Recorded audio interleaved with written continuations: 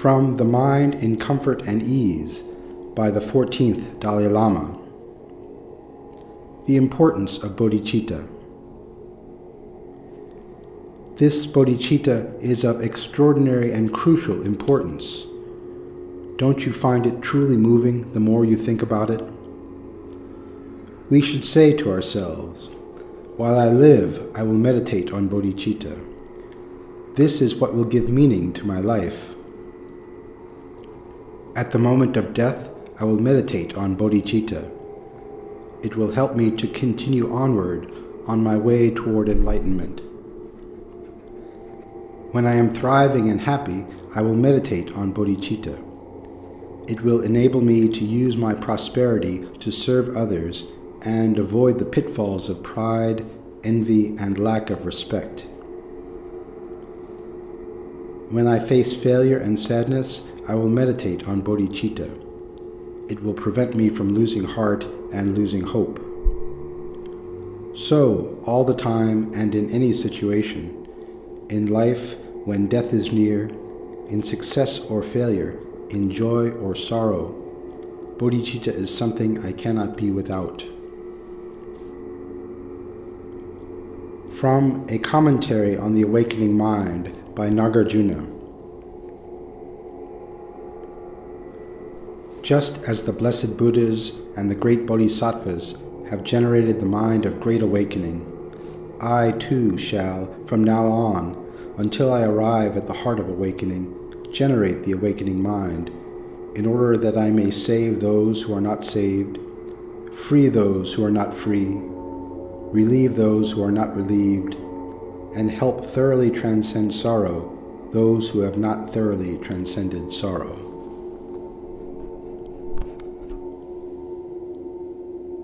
From the Susiddhi, as quoted by Lama Tsong Kappa. In order to pacify the suffering of limitless sentient beings, to release them from bad migrations, liberate them from afflictions, and protect them completely from the varieties of sufferings when the discomforts of cyclic existence crowd in, I will generate the altruistic mind of enlightenment. May I always be a refuge for all destitute sentient beings, a protector of the protectorless, a support of those without a support, a refuge for the unprotected, maker of the miserable happy.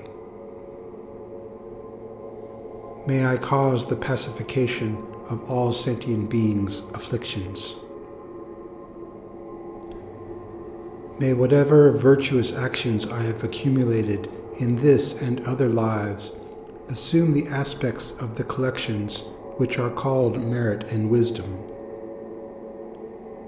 May whatever effort I make by way of the 6 perfections be of benefit to all beings, without there being any exception. Making effort until enlightenment, I will strive at actions temporarily and limitlessly over lives, so that, in short, all the afflictions of all sentient beings may be pacified and they be freed.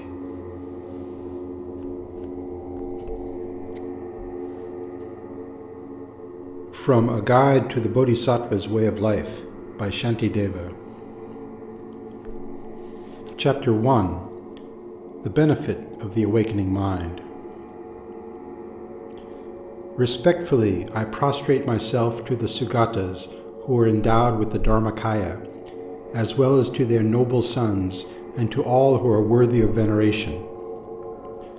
Here I shall explain how to engage in the vows of the Buddha's sons, the meaning of which I have condensed in accordance with the scriptures. There is nothing here that has not been explained before, and I have no skill in the art of rhetoric.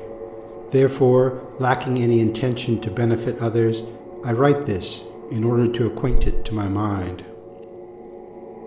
For due to acquaintance with what is wholesome, the force of my faith may for a short while increase because of these words. If, however, these words are seen by others, equal in fortune to myself, may it be meaningful for them. Leisure and endowment are very hard to find, and since they accomplish what is meaningful for man, if I do not take advantage of them now, how will such a perfect opportunity come about again? Just as a flash of lightning on a dark, cloudy night, for an instant brightly illuminates all, likewise in this world, through the might of Buddha, a wholesome thought rarely and briefly appears. Hence, virtue is perpetually feeble, the great strength of evil being extremely intense, and, except for a fully awakening mind, by what other virtue will it be overcome? All the Buddhas who have contemplated for many aeons have seen it to be beneficial, for by it the limitless masses of beings will quickly attain the supreme state of bliss. Those who wish to destroy the many sorrows of their conditioned existence, those who wish all beings to experience a multitude of joys, and those who wish to experience much happiness should never forsake the awakening mind. The moment an awakening mind arises in those fettered and weak in the jail of cyclic existence, they will be named as son of the Sugatas, and will be revered by both men and gods of the world. It is like the supreme gold-making elixir, for it transforms the unclean body we have taken into the priceless jewel of a Buddha form. Therefore, firmly seize this awakening mind. Since the limitless mind of the sole guide of the world has, upon thorough investigation, seen its preciousness, all beings wishing to be free from worldly abodes should firmly take hold of this precious awakening mind. All other virtues are like the plantain tree, for after bearing fruit they simply perish. But the perennial tree of the awakening mind unceasingly bears fruit, and thereby flourishes without end. Like entrusting myself to a brave man when greatly afraid, by entrusting myself to this awakening mind, I shall be swiftly liberated, even if I have committed extremely unbearable evils. Why then do the conscientious not devote themselves to this? Just like the fire at the end of an age, it instantly consumes all great evil. Its unfathomable advantages were taught to the disciple Sudana by the wise Lord Maitreya. In brief, the awakening mind should be understood to be of two types: the mind that aspires to awaken and the mind that ventures to do so. As is understood by the distinction between aspiring to go and actually going, so the wise understand in turn the distinction between these two. Although great fruits occur in cyclic existence from the mind that aspires to awaken, an uninterrupted flow of merit does not ensue as it does with the venturing mind. And for him who has perfectly seized this mind with the thought never to turn away from totally liberating the infinite forms of life, from that time hence, even while asleep or unconcerned, a force of merit equal to the sky will perpetually ensue. For the sake of those inclined toward the lesser vehicle, this was logically asserted by the Tathagata himself in the Sutra requested by Subahu. If even the thought to relieve living creatures of merely a headache is a beneficial intention endowed with infinite goodness, then what need is there to mention the wish to dispel their inconceivable misery, wishing every single one of them to realize boundless good qualities? Do even fathers and mothers have such a benevolent intention as this? Do the gods and sages? Does even Brahma have it? If those beings have never before even dreamt of such an attitude for their own sake, how would it ever arise for the sake of others? This intention to benefit all beings, which does not arise in others even for their own sake, is an extraordinary jewel of the mind, and its birth is an unprecedented wonder. How can I fathom the depths of the goodness of this jewel of the mind, the panacea that relieves the world of pain and is the source of all its joy? If merely a benevolent intention excels venerating the Buddhas, then what need to mention striving to make all beings without exception happy? Although wishing to be rid of misery, they run toward misery itself. Although wishing to have happiness, like an enemy, they ignorantly destroy it. For those who are deprived of happiness and burdened with many sorrows, it satisfies them with all joys, dispels all suffering, and clears away confusion. Where is their comparable virtue? Where is there even such a friend? Where is their merit similar to this? If whoever repays a kind deed is worthy of some praise, then what need to mention the Bodhisattva who does good without its being asked of him? The world honors as virtuous a man who sometimes gives a little plain food disrespectfully to a few beings that satisfies them for only half a day. What need be said then of one who eternally bestows the peerless bliss of the Sugatas upon limitless numbers of beings, thereby fulfilling all their hopes? The Buddha has said that whoever bears an evil thought against a benefactor, such as that Bodhisattva, will remain in hell for as many aeons as there were evil thoughts. But if a virtuous attitude should arise in that regard, its fruits will multiply far more than that. When bodhisattvas suffer greatly, they generate no negativity. Instead, their virtues naturally increase. I bow down to the body of him in whom the sacred precious mind is born. I seek refuge in that source of joy who brings happiness even to those who harm him.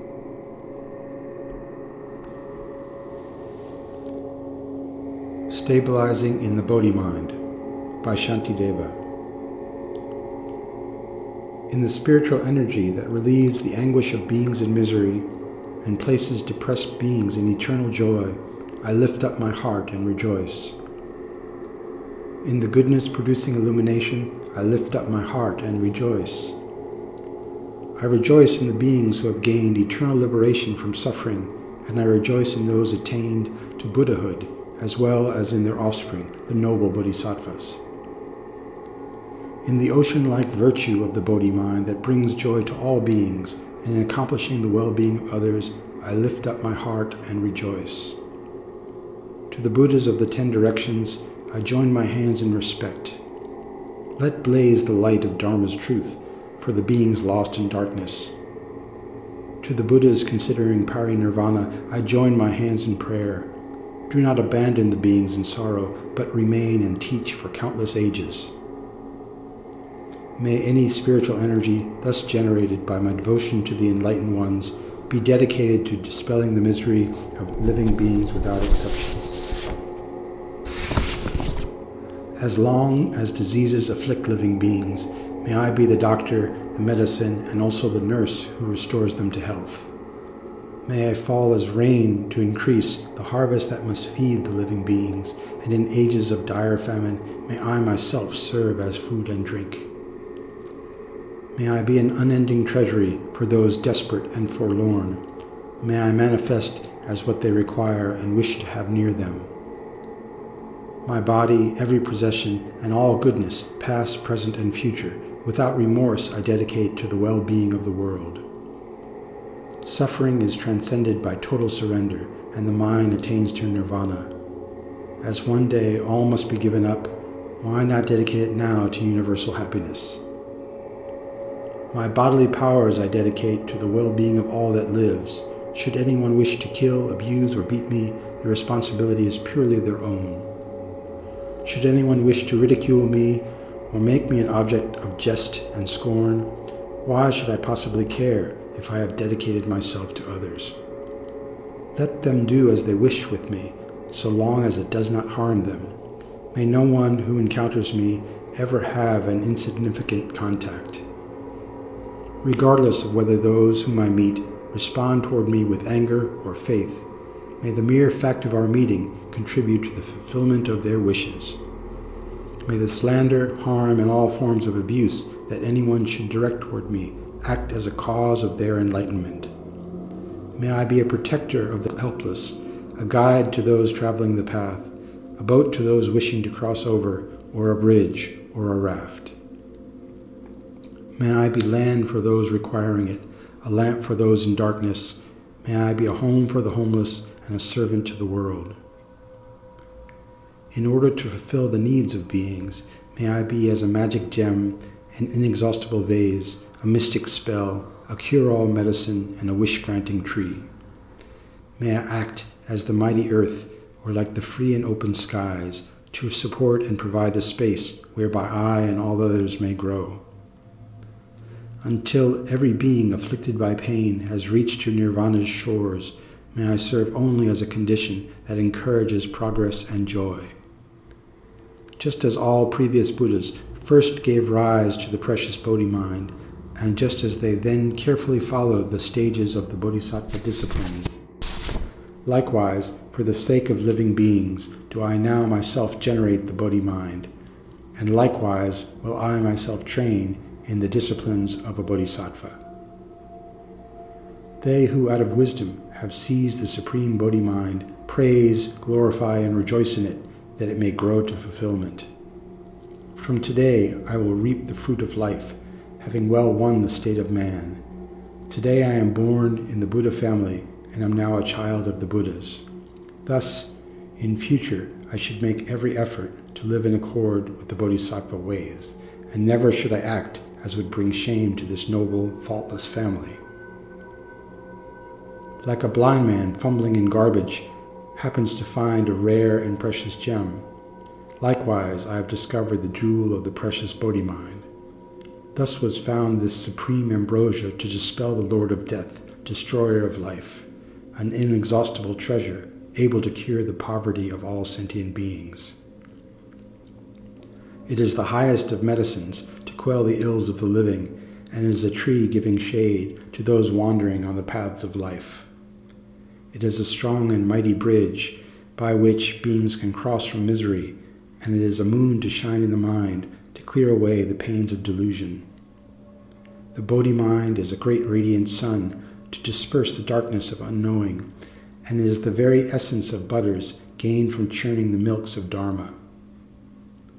For all guests on the road of life who would taste the very substance of joy, here is the actual seat of true happiness, a veritable feast to satiate the world. Thus today, in the presence of all awakened ones, I invite every living being to this festival, giving both immediate and lasting joy. May the gods and all others rejoice.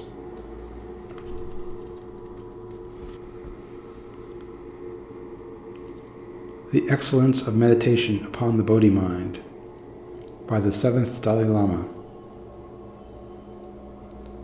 Honor to Buddha, the Supreme Sage, the cosmic overlord who awakens all beings from drunken ignorance by manifesting the hundredfold light of truth's brilliant door. Should even the earth be covered with a layer of lesser jewels, their radiance would be far surpassed by one fragment of a sparkling diamond. Similarly does one with Bodhimind outshine Hinayana followers. Of this thing called Bodhimind, source of all spiritual qualities, the supremely significant, the psyche of a high one, the force producing all Buddhas, I now sing this praise. The expanded mind which thinks only of that which benefits others is a tree of endless fruit. One touch of its divine sap quenches even the word suffering. Merely looking at hunger and deprivation turns one's stomach with horror. Bodhimind is the only medicine able to cure all forms of need, just as the Naga King's jewel fulfills the wants of even hungry ghosts. Animal passion which clouds the mind, animal stupidity blind to spiritual potential. The one sun to dispel them is Bodhimind, torch of infinite rays. For destitute beggars at the door of the treasury of higher delights, Bodhimind is the gatekeeper, and he fulfills mundane needs as well. Only Bodhimind, the thought to be a Buddha, totally purges the ugliest of sins, sins which result in suffering, a fraction of which would break a man.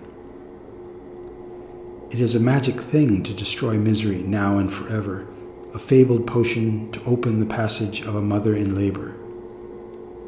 The sole thought on everyone's side, the precious mind aiming at enlightenment as a way to further the world, was seen by Buddha to be the highest of spiritual means. For the sake of both yourself and others, plant the fertile seed of Bodhimind, which quickly produces the state of Buddha, freedom from every limitation, and make it firm as a mountain. Buddha said, by cultivating the seeds of Bodhimind, all spiritual qualities are born. Those who have developed it he called kings of doctors. It can be read in both the Sutras and Shastras that the Bodhimind is the door to the Mahayana, and that the supreme practitioner who attains it becomes a bodhisattva, a son of the Buddhas. Whether or not one is a bodhisattva is decided by whether or not one has Bodhimind. He is anointed with its sandalwood fragrance, is adorned by the richest of good qualities. Even the eagle, king of birds, cannot fly if he is missing a wing. Many find the wing perception of emptiness, but only those with the wing of Bodhimind fly to the omniscient state of Buddhahood. Were the advantages of Bodhimind to take form, the universe could not contain them. Generating it but for a moment produces more goodness than offering a world filled with the 7 jewels to the Buddhas of the 10 directions. This is but a drop from the ocean of the beneficial effects of Bodhimind, all of which even Buddha could not describe. Therefore, wrap closely around your shoulders the cloak of love and enthusiasm, for this one path all Buddhas have trod, and become a living legend of one attained to freedom and knowledge. By virtue of this song on the elixir which transforms gross beings into beautiful golden Buddhas, may all living beings attain to a state of expanded mind. From the Gandhavyuha Sutra. Sentient beings, trapped in aging and sickness, and tormented by 100 pains, seeing them assailed by the terrors of birth, death, and sorrow, he directs his conduct for their weal. Sentient beings, crushed by the wheels of suffering, within the circle of birth and death. Seeing this, he seeks the thunderbolt of wisdom that smashes to dust these wheels of woe.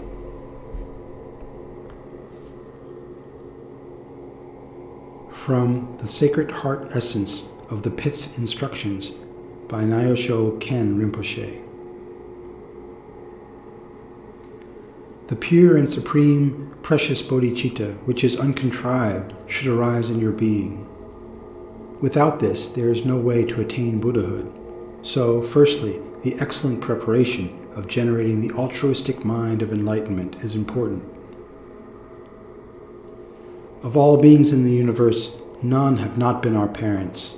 Through their great kindness they formed our body, gave life and material goods, and showed us the ways of the world. Although they desire only happiness, they are like a blind person without a guiding friend.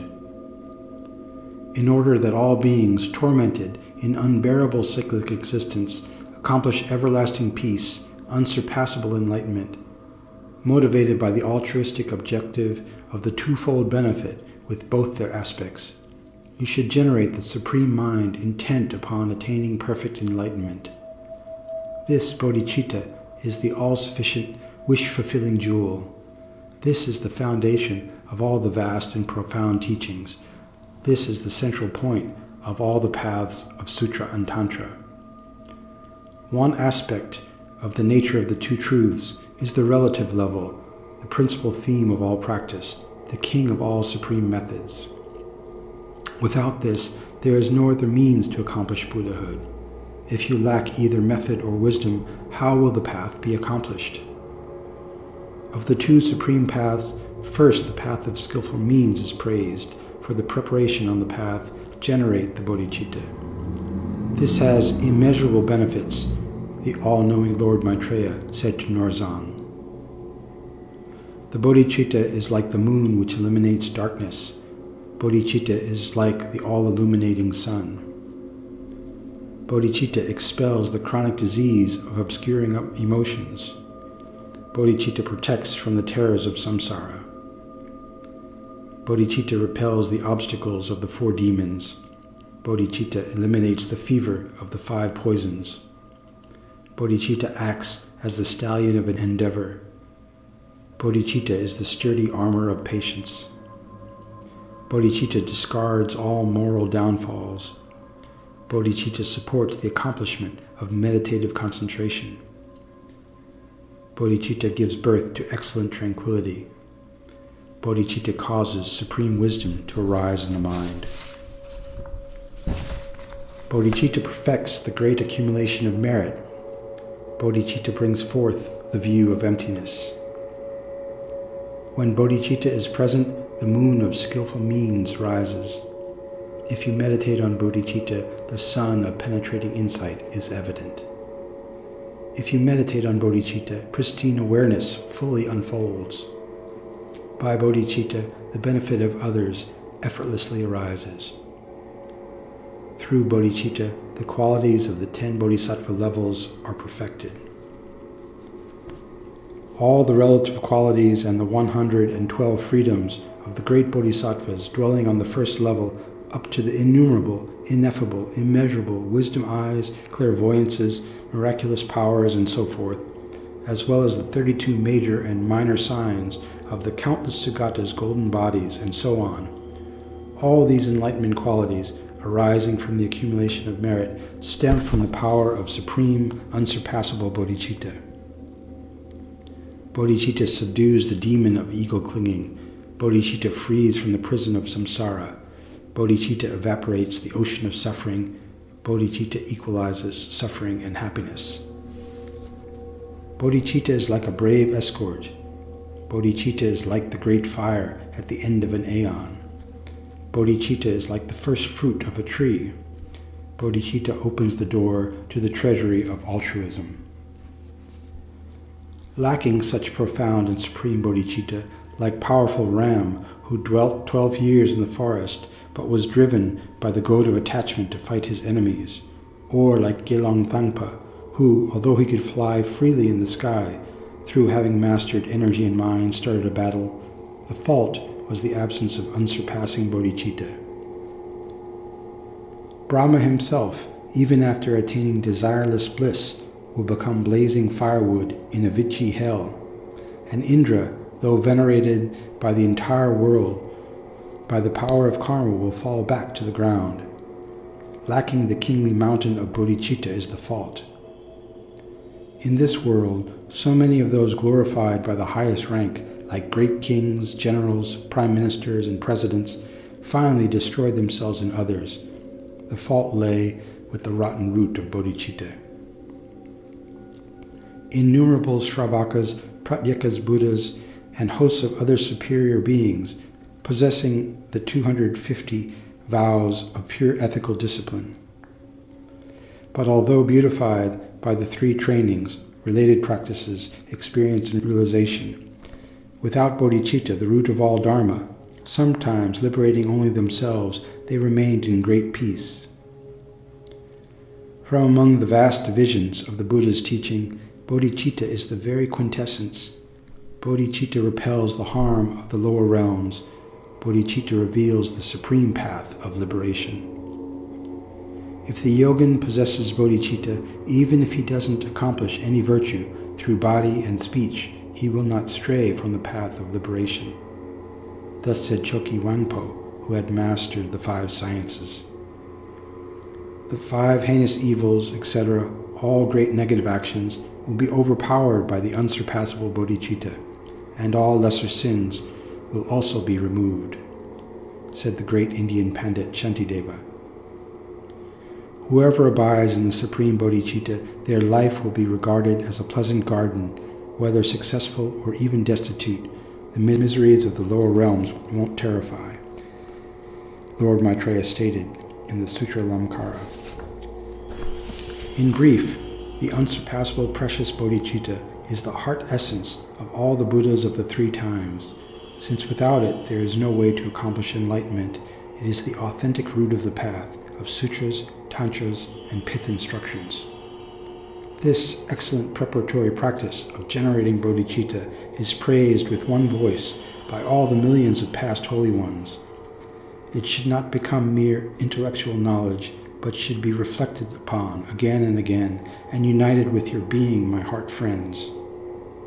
It is not said merely for the lack of something to say, but emphasized because of its great importance. So train your mind with bodhicitta, my heart friends. Don't be distracted. Don't be distracted. Train in bodhicitta. Don't be mistaken. Don't be mistaken. Train in bodhicitta. Don't err. Don't err. Train in bodhicitta. If the foundation of bodhicitta is not firm, the extremely profound essential pith instructions of the creative and completion phases and other practices will be difficult to perfect. So the preparatory generation of bodhicitta is the starting point on the path. Think of the great aim.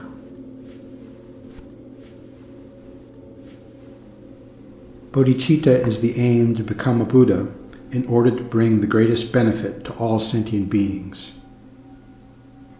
Vow. From this point forward, I dedicate myself to removing the suffering of all living beings and to bringing them all happiness.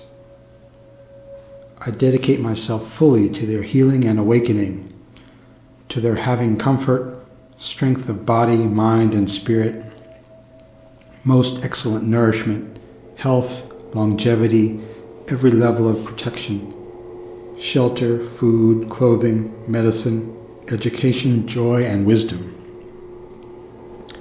In order to accomplish the needs of living beings in the most effective way, I will develop my wisdom and compassion just as my teachers have done. I aim to become free of all faults and complete in all qualities, and day by day, hour by hour, to always offer as much help as I can. In this way, I will make a gift of my life. In this way, my own life will be fulfilled. I dedicate myself fully, leaving nothing out, to the complete healing, fulfillment, and enlightenment of living beings. No matter how long it takes, no matter how difficult it may be, no matter what it costs.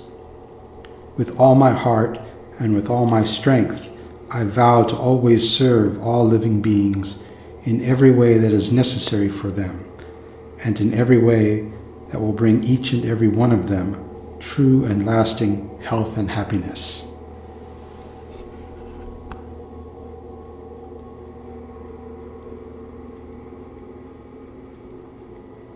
Eight Verses for Training the Mind by Langtri Tangpa.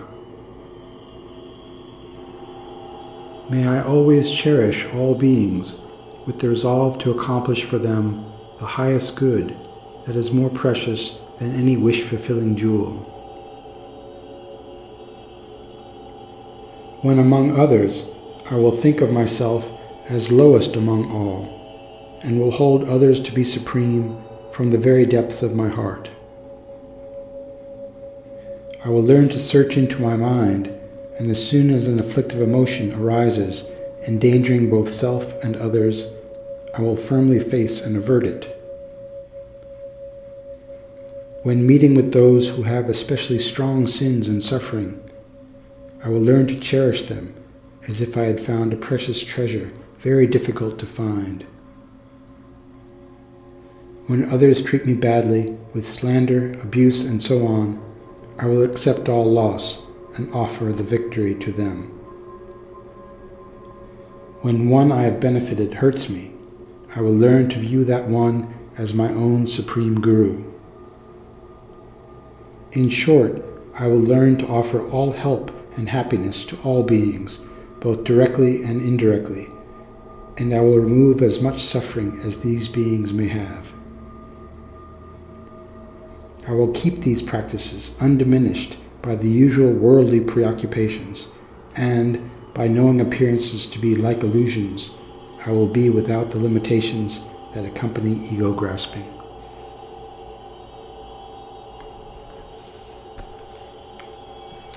From A Guide to the Bodhisattva's Way of Life by Shantideva. Chapter 7.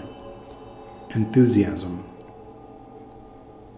Having patience, I should develop enthusiasm, for awakening will dwell only in those who exert themselves.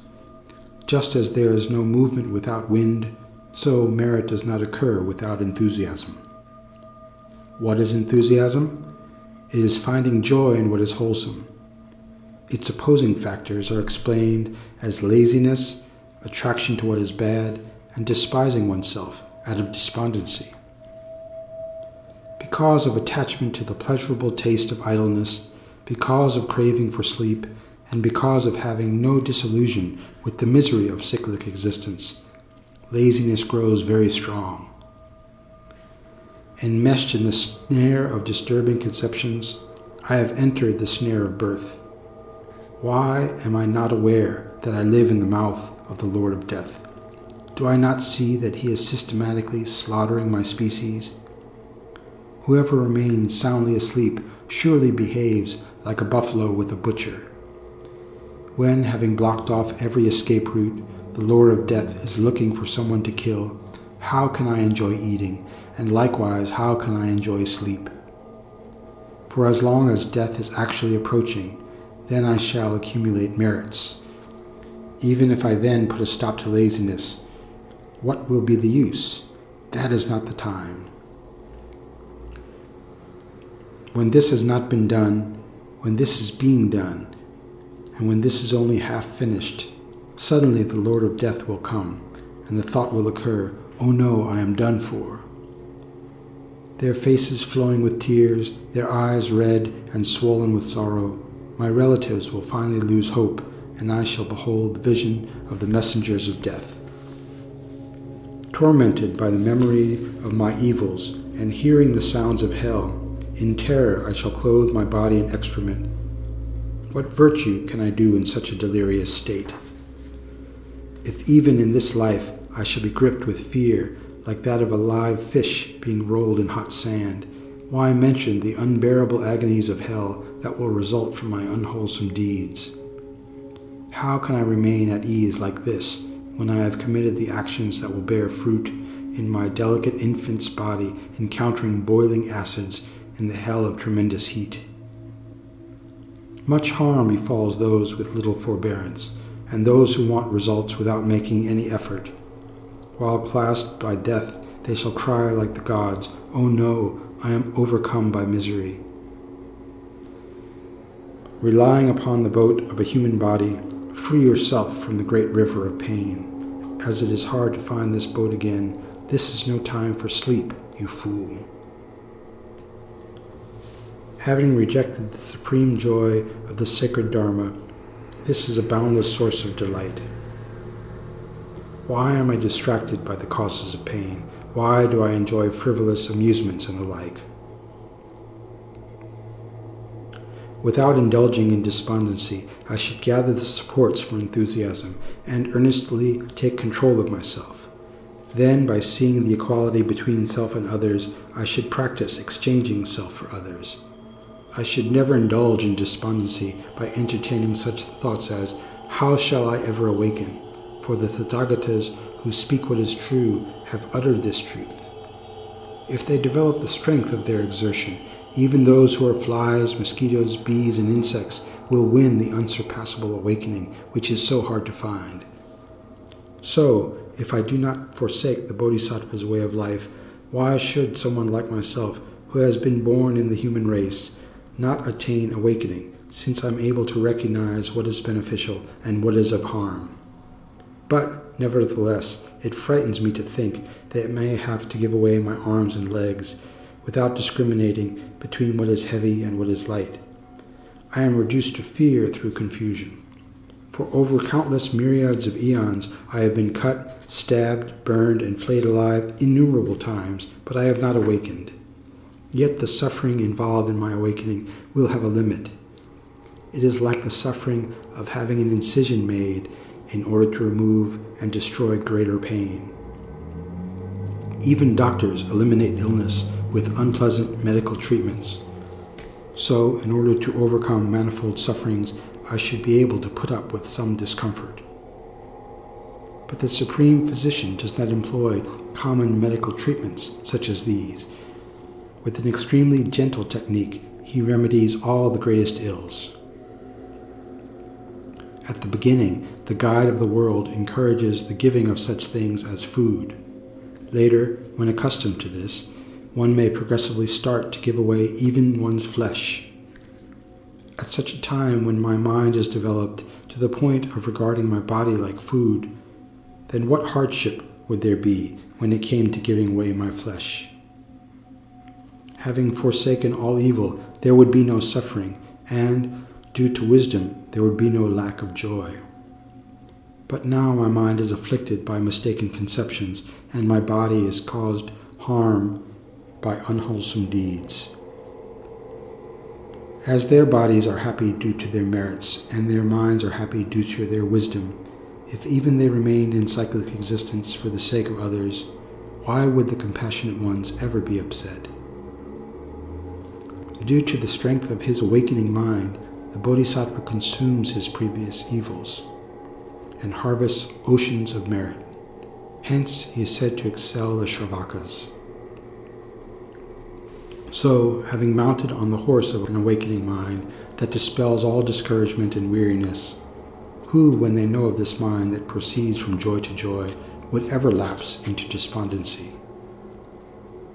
The supports, when working for the sake of living beings, are aspiration, steadfastness, joy, and rest. Aspiration is developed through fear of misery and by contemplating the benefits of aspiration itself.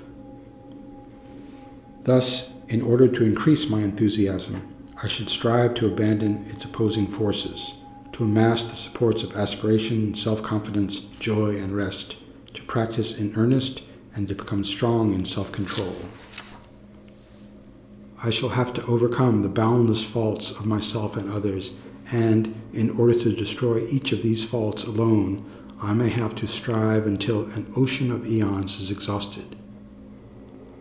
But if within myself I do not perceive even a fraction of the perseverance required to exhaust these faults, then why do I not have a heart attack? For now I have become an abode for infinite misery. Likewise, I shall have to realize many excellent qualities for myself and others, and in order to attain each of these qualities alone, I may have to acquaint myself with its cause until an ocean of eons is exhausted. But I have never developed acquaintance with even a fraction of these excellences. How strange it is to squander this birth I have found by some coincidence. I have not made offerings to the Lord Buddhas. I have not given the pleasure of great festivals. I have not performed actions for the teachings. I have not fulfilled the wishes of the poor. I have not granted fearlessness to the frightened, and I have not given happiness to the weak. All I have given rise to is the agonies in the mother's womb and to suffering. Both now and in previous lives, such deprivation has arisen because of my lack of aspiring for the Dharma. Who would ever reject this aspiring for Dharma? The Mighty One himself has said that aspiration is the root of every facet of virtue. Its root is constant acquaintance with the ripening effects of actions. Physical pain, mental unhappiness, all the various kinds of fear, as well as separation from what is desired, all arise from an unwholesome way of life. However, by committing wholesome actions, which are motivated by aspiration in the mind, wherever I go I shall be presented with tokens of the fruit of that merit. but by committing evil actions. Although I may wish for happiness, wherever I go I shall be completely overcome by the weapons of pain caused by my evil life. As a result of virtue, I shall dwell in the spacious, fragrant, and cool heart of a lotus flower. My radiance will be nourished by the food of the conqueror's sweet speech. My glorious form will spring from a lotus unfolded by the mighty one's light. And as a bodhisattva, I shall abide in the presence of the conquerors. But as a result of my non-virtue, my skin will be ripped off by the henchmen of Yama. In this feeble state, liquid copper, melted by tremendous heat, will be poured onto my body. Pierced by flaming swords and daggers, my flesh will be cut into 100 pieces, and I shall tremble upon fiercely blazing iron ground. Therefore, I should aspire for virtue, and with great respect acquaint myself with it. Having undertaken the wholesome in the manner of Vajradhara, I should then proceed to acquaint myself with self-confidence. First of all, I should examine well what is to be done to see whether I can pursue it or cannot undertake it. If I am unable, it is best to leave it, but once I have started, I must not withdraw. If I do, then this habit will continue in other lives, and evil and misery will increase. Also, other actions done at the time of its fruition will be weak and will not be accomplished. Self-confidence should be applied to wholesome actions, the overcoming of disturbing conceptions, and my ability to do this. Thinking, I alone shall do it, is the self-confidence of action. Powerless, their minds disturbed, people in this world are unable to benefit themselves. Therefore, I shall do it for them, since unlike me, these beings are incapable. Even if others are doing inferior tasks, why should I sit here doing nothing? I do not do those tasks because of self-importance. It would be best for me to have no such pride. When crows encounter a dying snake, they will act as though they were eagles. Likewise, if my self-confidence is weak, I shall be injured by the slightest downfall. How can those who out of faint-heartedness have given up trying find liberation because of this deficiency? But even the greatest obstacle will find it hard to overcome. Therefore, with a steady mind, I shall overcome all falls. For if I am defeated by a fall, my wish to vanquish the 3 realms will become a joke. I will conquer everything, and nothing at all shall conquer me. I, a son of the lion-like conqueror, should remain self-confident in this way. Whoever has self-importance is destroyed by it. He is disturbed and has no self-confidence. For those with self-confidence do not succumb to the power of the enemy, whereas the former are under the sway of the enemy of self-importance. Inflated by the disturbing conception of my self-importance, I shall be led by it to the lower realms. It destroys the joyous festival of being human. I shall become a slave, eating the food of others, stupid, ugly, feeble, and everywhere disrespected. Tough people, bloated by conceit, are also counted among the self-important. Tell me, what is more pathetic than this? Whoever seizes self-confidence in order to conquer the enemy of self-importance, he is the self-confident one, the victorious hero. And in addition, whoever definitely conquers the spread of this enemy, self-importance, completely wins the fruit of a conqueror, fulfilling the wishes of the world. If I find myself amidst a crowd of disturbing conceptions, I shall endure them in 1,000 ways, like a lion amongst foxes. I will not be affected by this disturbing host. Just as men will guard their eyes when great danger and turmoil occur, likewise I shall never be swayed by the disturbances within my mind, even at times of great strife. It would be better for me to be burned, to have my head cut off and to be killed, rather than ever bowing down to those ever-present disturbing conceptions. So, likewise, in all situations, I should do nothing other than what is fit. Just like those who yearn for the fruits of play, a bodhisattva is attracted to whatever task he may do. He never has enough. It only brings him joy. Although people work in order to be happy, it is uncertain whether or not they will find it. But how can those whose work itself is joy find happiness unless they do it? If I feel that I never have enough sensual objects, which are like honey smeared upon a razor's edge, then why should I ever feel that I have enough merit which ripens in happiness and peace? Thus, in order to complete this task, I shall venture into it, just as an elephant, tormented by the midday sun, plunges into a cool, refreshing lake.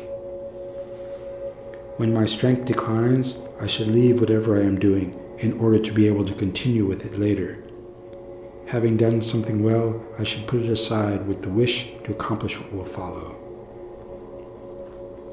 Just as an old warrior approaches the swords of an enemy upon the battlefront, so shall I avoid the weapons of the disturbing conceptions and skillfully bind this enemy. If someone dropped his sword during a battle, he would immediately pick it up out of fear. Likewise, if I lose the weapon of mindfulness, I should quickly retrieve it, being afraid of hell. Just as poison spreads throughout the body in dependence upon the circulation of blood, likewise, if a disturbing conception finds an opportunity, unwholesomeness will permeate my mind. Those who practice should be as attentive as a frightened man carrying a jar full of mustard oil, who is being threatened by someone with a sword that he will be killed if he spills just one drop. Just as I would swiftly stand up if a snake came into my lap, likewise, if any sleep or laziness occur, I shall quickly turn them back. Each time something unwholesome occurs, I should criticize myself and then contemplate for a long time that I shall never let this happen again. Likewise, in all these situations, I shall acquaint myself with mindfulness. With this motivation as a cause, I shall aspire to meet with teachers or accomplish the tasks they assign me. In order to have the strength for everything, I should recall before undertaking any action the advice in the chapter on conscientiousness, and then joyfully rise to the task. Just as the wind blowing back and forth controls the movement of a piece of cotton, so shall I be controlled by joy, and in this way accomplish everything.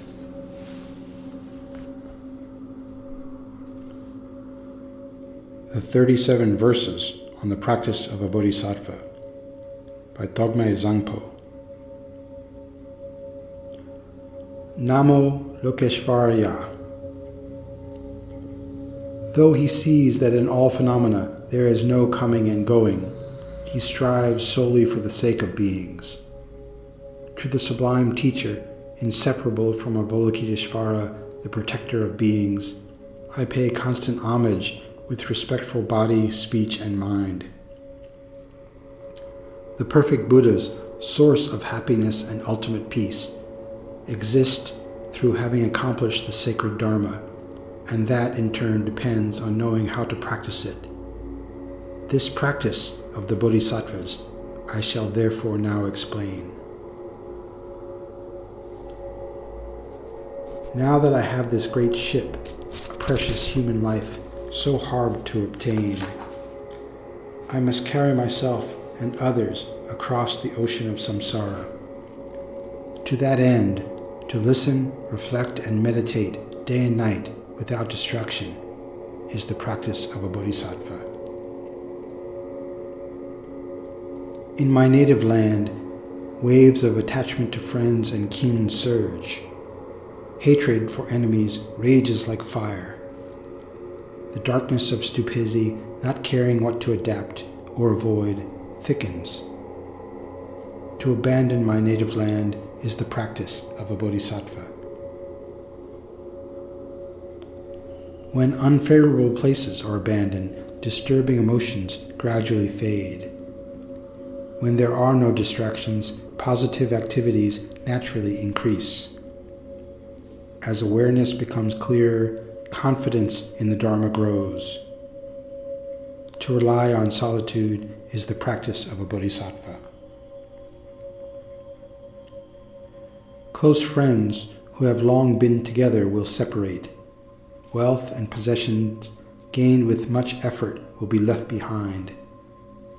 Consciousness, a guest, will leave the hotel of the body. To give up the concerns of this life is the practice of a bodhisattva.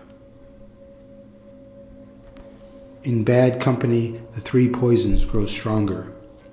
Listening, reflection, and meditation decline, and loving kindness and compassion vanish. To avoid unsuitable friends is the practice of a bodhisattva. Through reliance on a true spiritual friend, one's faults will fade and good qualities will grow like a waxing moon. To consider him even more precious than one's own body is the practice of a bodhisattva. Whom can worldly gods protect, themselves imprisoned in samsara? To take refuge in the three jewels, who never fail those they protect, is the practice of a bodhisattva. The Buddha taught that the unendurable suffering of the lower realms is the fruit of unvirtuous actions. Therefore, to never act unvirtuously, even at the cost of one's life, is the practice of a bodhisattva. Like dew on grass, the delights of the three worlds, by their very nature, evaporate in an instant. To strive for the supreme level of liberation, which never changes, is the practice of a bodhisattva. If all the mothers who have loved me since beginningless time are suffering, what is the use of my own happiness? So, with the aim of liberating limitless sentient beings, to set my mind on enlightenment is the practice of a bodhisattva. All suffering, without exception, arises from desiring happiness for myself, while perfect Buddhahood is born from the thought of benefiting others. Therefore, to really exchange my own happiness for the suffering of others is the practice of a bodhisattva. If someone driven by great desire seizes all my wealth, or induces others to do so, to dedicate to him my body, possessions, and past, present, and future merit is the practice of a bodhisattva. If, in return for not the slightest wrong of mine, someone were to cut off even my very head, through the power of compassion to take all his negative actions upon myself is the practice of a bodhisattva. Even if someone says all sorts of derogatory things about me and proclaims them throughout the universe, in return, out of loving kindness, to extol that person's qualities is the practice of a bodhisattva. Even if, in the midst of a large gathering, someone exposes my hidden faults with insulting language, to bow to him respectfully, regarding him as a spiritual friend, is the practice of a bodhisattva. Even if one I've lovingly cared for, like my own child, regards me as an enemy, to love him even more, as a mother loves a sick child, is the practice of a bodhisattva. Even if my peers or my inferiors, out of pride, do all they can to debase me, to respectfully consider them like my teachers on the crowd of my head, is the practice of a bodhisattva. Even when utterly destitute and constantly maligned by others, afflicted by terrible illness and prey to evil forces, to draw upon myself the suffering and wrongdoing of all beings, and not lose heart, is the practice of a bodhisattva. Though I may be famous and revered by many, and rich as the god of wealth himself, to see that wealth and glory of the world are without essence, and to be free of arrogance is the practice of a bodhisattva. If one does not conquer one's own hatred, the more one fights outer enemies, the more they will increase. Therefore, with the armies of loving kindness and compassion, to tame one's own mind is the practice of a bodhisattva. Sense pleasures and desirable things are like salt water. The more one tastes them, the more one's thirst increases. To abandon promptly all objects which arouse attachment is the practice of a bodhisattva. All that appears is the work of one's own mind. The nature of mind is primordially free from conceptual limitations. To recognize this nature and not to entertain concepts of subject and object is the practice of a bodhisattva.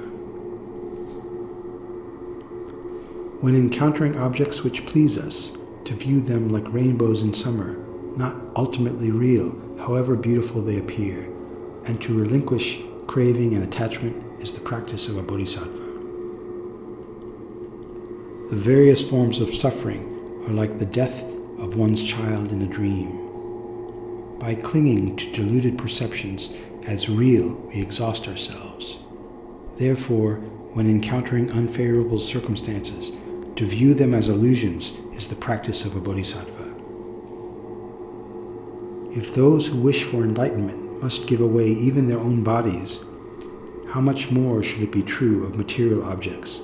Therefore, without expectation of result or reward, to give generously is the practice of a bodhisattva. If, lacking discipline, one cannot accomplish one's own good, it is laughable to think of accomplishing the good of others. Therefore, to observe discipline without samsaric motives is the practice of a bodhisattva. For a bodhisattva who desires the joys of virtue, all who harm him are like a precious treasure. Therefore, to cultivate patience toward all without resentment is the practice of a bodhisattva. Merely for their own sake, even Shravakas and Pratyeka Buddhas make efforts like someone whose hair is on fire, trying to put it out. Seeing this, for the sake of all beings, to practice diligence, the source of excellent qualities, is the practice of a bodhisattva. Knowing that through profound insight, thoroughly grounded in sustained calm, the disturbing emotions are completely conquered. To practice the concentration which utterly transcends the four formless states is the practice of a bodhisattva. In the absence of wisdom, perfect enlightenment cannot be attained through the other five perfections alone. Therefore, to cultivate wisdom combined with skillful means and free from the three concepts is the practice of a bodhisattva. If I do not examine my own defects, though outwardly a Dharma practitioner, I may act contrary to the Dharma. Therefore, continuously to examine my own faults and give them up is the practice of a bodhisattva. If, impelled by negative emotions, I relate the faults of other bodhisattvas, I will myself degenerate. Therefore, to not talk about the faults of anyone who has entered the Mahayana is the practice of a bodhisattva. Offerings and respect may bring discord and cause listening, reflection, and meditation to decline. Therefore, to avoid attachment to the homes of friends and benefactors is the practice of a bodhisattva. Harsh words disturb the minds of others and spoil our own bodhisattva practice. Therefore, to give up rough speech, which others find unpleasant, is the practice of a bodhisattva. When emotions become habitual, they are hard to get rid of with antidotes. Therefore, with mindfulness and vigilance, to seize the weapon of the antidote and crush attachment and other negative emotions the moment they arise is the practice of a bodhisattva. In short, wherever I am, whatever I do, to be continually alert and mindful, asking, what is the state of my mind? And accomplishing the good of others is the practice of a bodhisattva. Dedicating to enlightenment through wisdom purified of the three concepts, all merit achieved by such endeavor to remove the suffering of numberless beings is the practice of a bodhisattva. Following the teachings of the holy beings, I have arranged the points taught in the Sutras, Tantras, and Shastras as the 37 verses on the practice of a bodhisattva for the benefit of those who wish to train on the bodhisattva path. Since my understanding is poor and I have little education, this is no composition to delight the learned, but as it is based on the sutras and the teachings of holy beings, I think it is genuinely the practice of the bodhisattvas. However, it is hard for someone unintelligent like me to fathom the great waves of bodhisattvas' activities, so I beg the forgiveness of the holy ones for any contradictions, irrelevancies, and other mistakes. Through the merit arising from this, and through the power of the sublime bodhicitta, relative and absolute, may all beings become like the Lord Avalokiteshvara, who is beyond the extremes of samsara and nirvana. For his own benefit and that of others, Dogme, a teacher of scripture and logic, composed this text at Rinpoche in Ngulchu.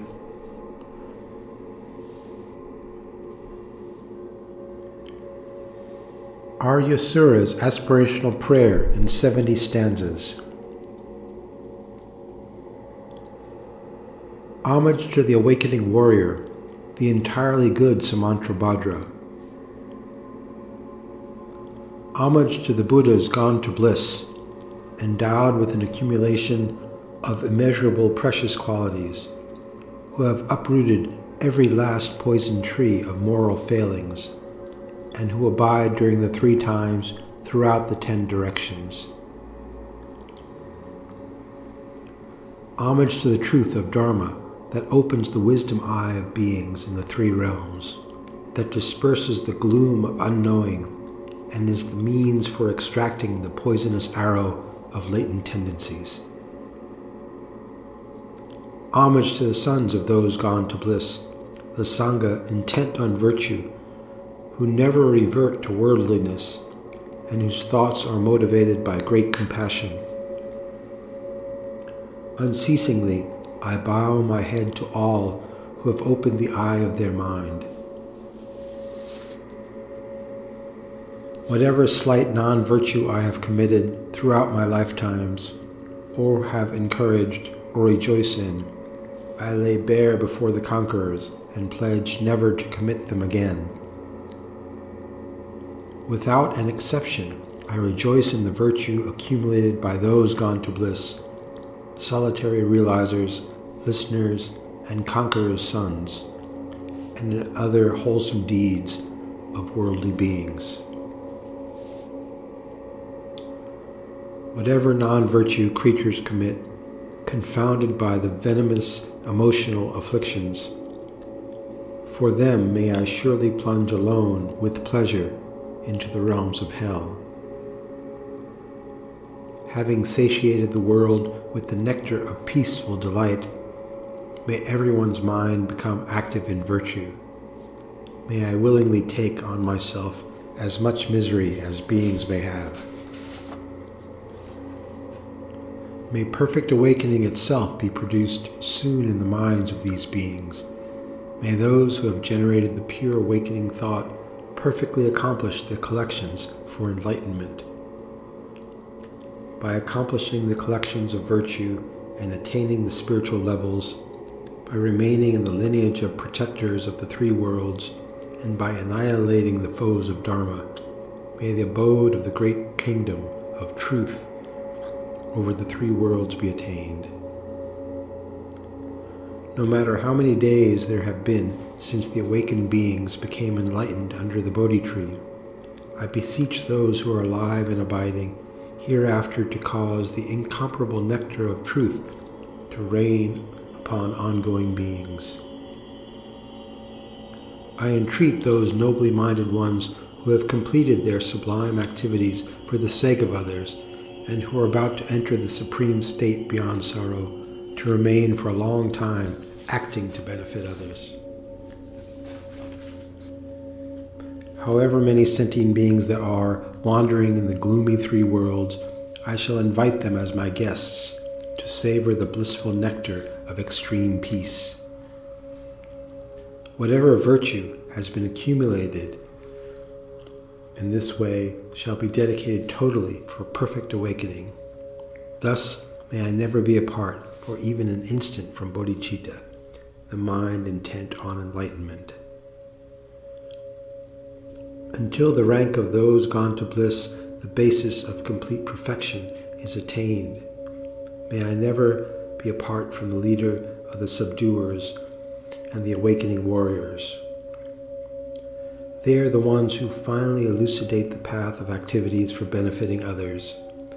May I also advance, free from despondency, through every spiritual level of the sons of the awakened ones.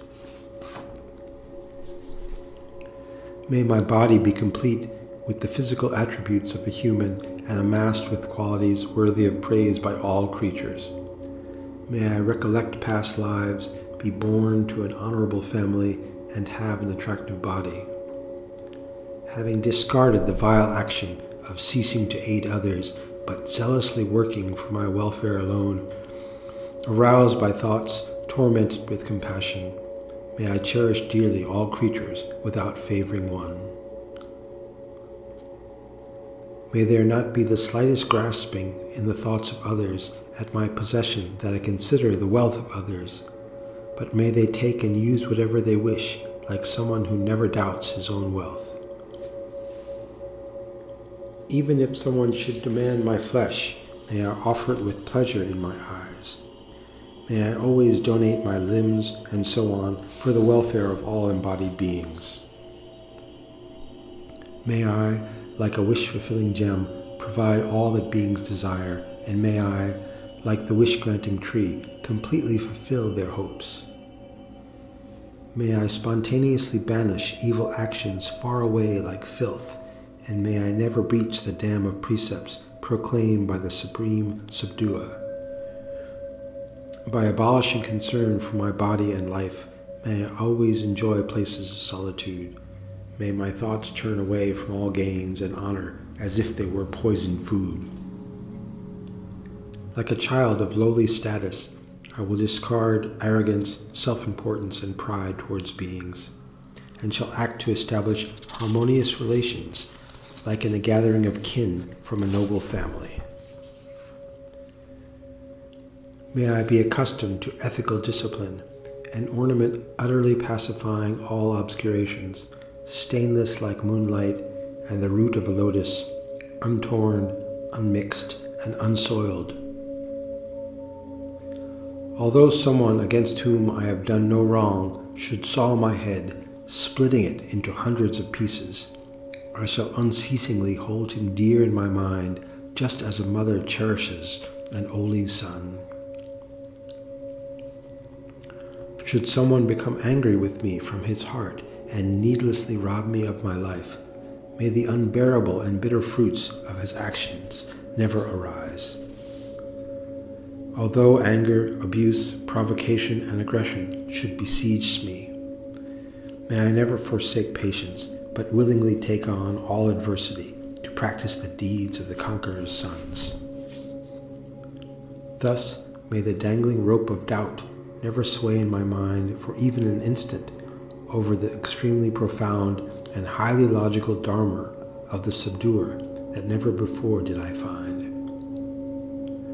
May I, who am born from lifetime to lifetime, by earnestly acting to benefit all beings, never fail to engage in vast virtues for even a mere moment of time. Like a servant, may I accomplish all the tasks of every living being, and, having accepted the burden of working for all, may sentient beings abide in happiness. Since my body acts as a servant for others, even when speaking, may I be pleased to teach them Dharma, and may even my thoughts constantly be empowered by the mind endeavoring to benefit others. Even if I alone have to undergo misery for innumerable aeons in hell, still may I ripen sentient beings spiritually without ever becoming weary. Surely, in the very process of accomplishing the welfare of others, I actually will don this very armor of spiritually nurturing the three types of beings, so that they may become disciplined. May I joyfully cross without hesitation pits so filled with burning embers of fire that there is no space so as to hear even one word of the good doctrine. In abandoning being enticed by the results of all concentration and formless absorptions, but by dwelling on the supreme limit of perfection, may I be accustomed purely to that bliss that arises. Having mounted the horse of calm abiding that is not obsessed with the warm experience of meditative absorption, may I tame the elephant of the mind that naturally roams and is most difficult to tame and ventures along the wrong path. Since the supremely fine riches possessed by rulers of gods and universal emperors, being in the nature of desire, are just like filth, may I never hold them in high regard. There is no joy drifting through this existence similar to a burning house of iron, but being led by compassion, may I be reborn wherever it is conducive to assist others. Whatever absorptions all spiritual sons of universal protectors have mastered, such as the stance of a lion, the inconceivable, the sport of a hero, the various activities, the going bravely, the treasure of space, and the stainless, having attained all myself, I will bestow their bliss on the three kinds of beings, thus allowing them to enjoy their sublime accomplishments. May I thoroughly and supremely perfect the ocean of craft, literature, and art, and may every sentient being be wise in knowing the entire meaning of their own language. Having gained the stainless, sharp, and infinite intelligence distinguishing all words and meanings, may I share with sentient beings the extremely profound and logical teachings. To every living being without exception who does not perfectly understand Buddha's word, may I finally elucidate many teachings as though inscribing letters on their minds. Having surely ascended to the state of the 10 fruitful powers, may I actualize those practices that are the means for making the purpose of living beings completely worthwhile. Just as all prayers of the subduers are a cause for helping sentient beings, so too may I work constantly to attain the perfection of prayer. By immediately suppressing as they arise all overwhelming masses of foe-like emotional afflictions, and not wavering from mental activities, may I remain only to be of benefit on earth. By having perfectly realized these phenomena to be like illusions, mirages, and magical emanations, and having discarded the mesh of conceptions, may I be of benefit throughout the three worlds.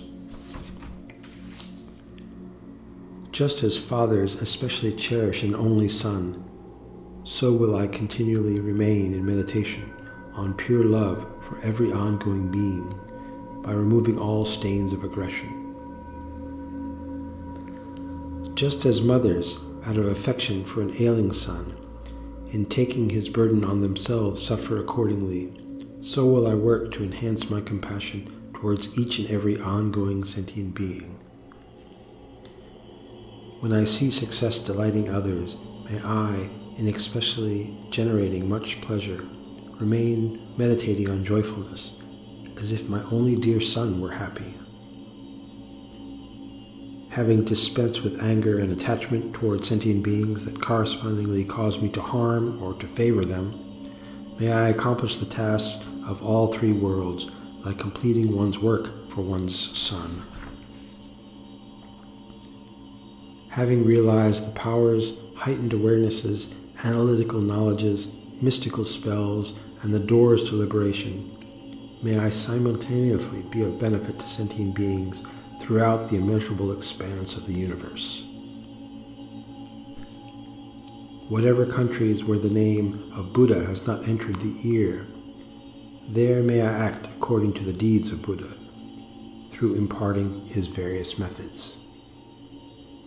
Until the sun, the teacher of the three worlds, rises here in this universe, may I, like the sun, dispel the darkness of ignorance from each and every embodied being. Whatever beings there are whose thoughts are saturated with evil and who have been rejected by many beings gone to bliss, may they be tamed by relying upon the sphere of action of my speech.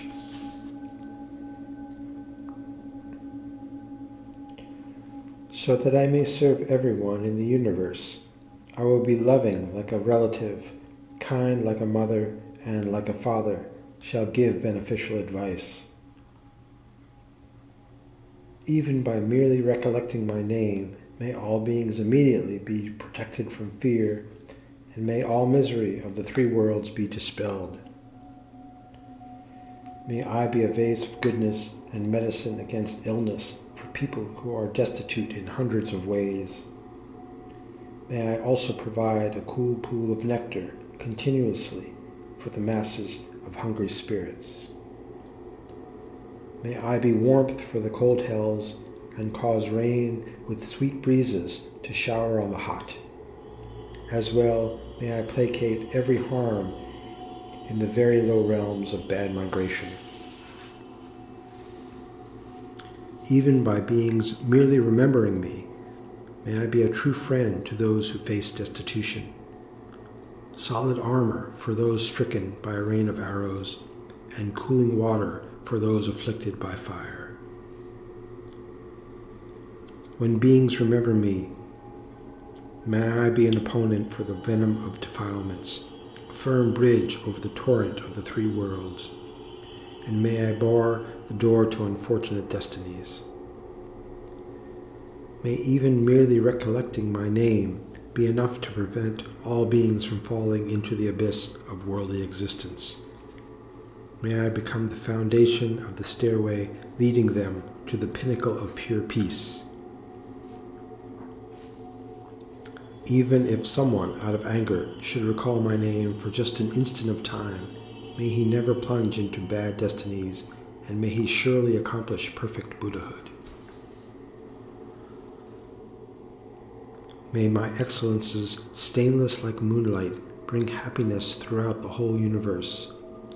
May I work to generate immeasurable delight for others, even by merely breathing. Having attained perfect awakening itself, where all is fully complete, may I also settle all ongoing beings in that ultimate awakening itself. At that time, may not even slightly faulty actions arise in the minds of whoever may be my disciples. May they always help other creatures and remain on the path of 10 virtues.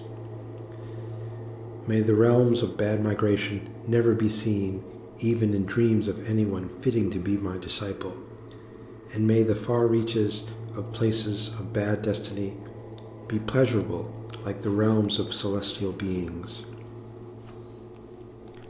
As long as anyone remains in the midst of the ocean of the three worlds' non-virtues, though I have completed the deeds of a Buddha, may I remain in this world for them.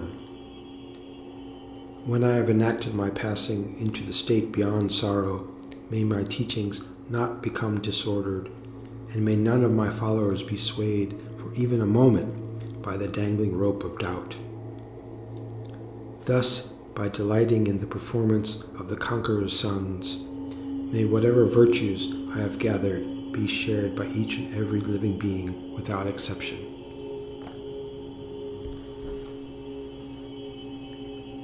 On the Bodhisattva Vow by Chandra Gomin. Even a cow knows how to take care of himself, to eat a few clumps of grass he easily comes across. Even the beast can merrily drink from a pool of water he finds as bitter thirst torments him. But think now what it is to put your whole heart into taking care of others. This is glory. This is a park of pleasure. This is the ultimate. The sun climbs aboard his fantastic chariot, flies across the sky, and lights up all the world. The earth raises up his mighty arms, bears the load, holds up all mankind. And so is the way of those great beings who wish nothing for themselves, their lives devoted to a single song, the well-being and the happiness of every living being.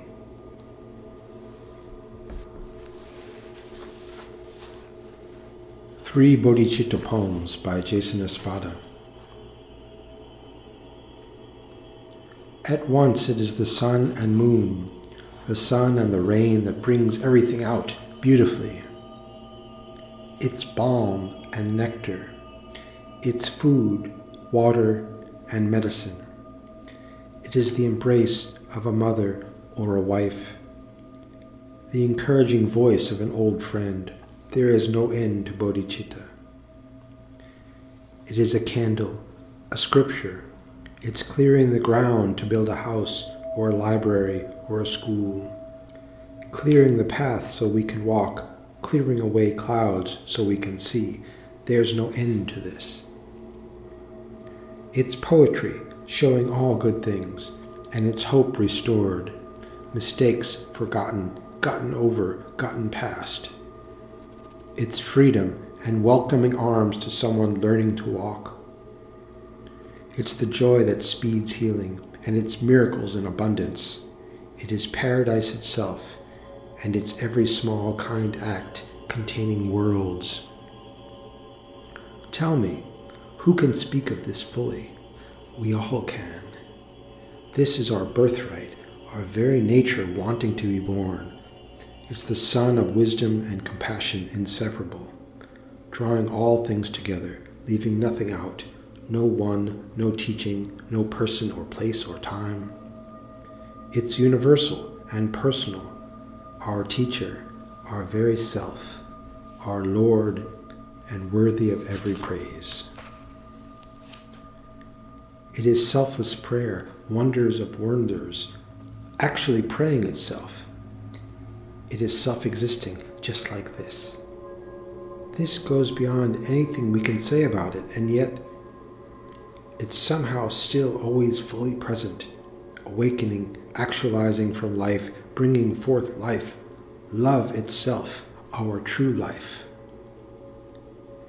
This essential sun, beyond words and the ground of all words, saying, if we were to put words to it, may all beings be happy.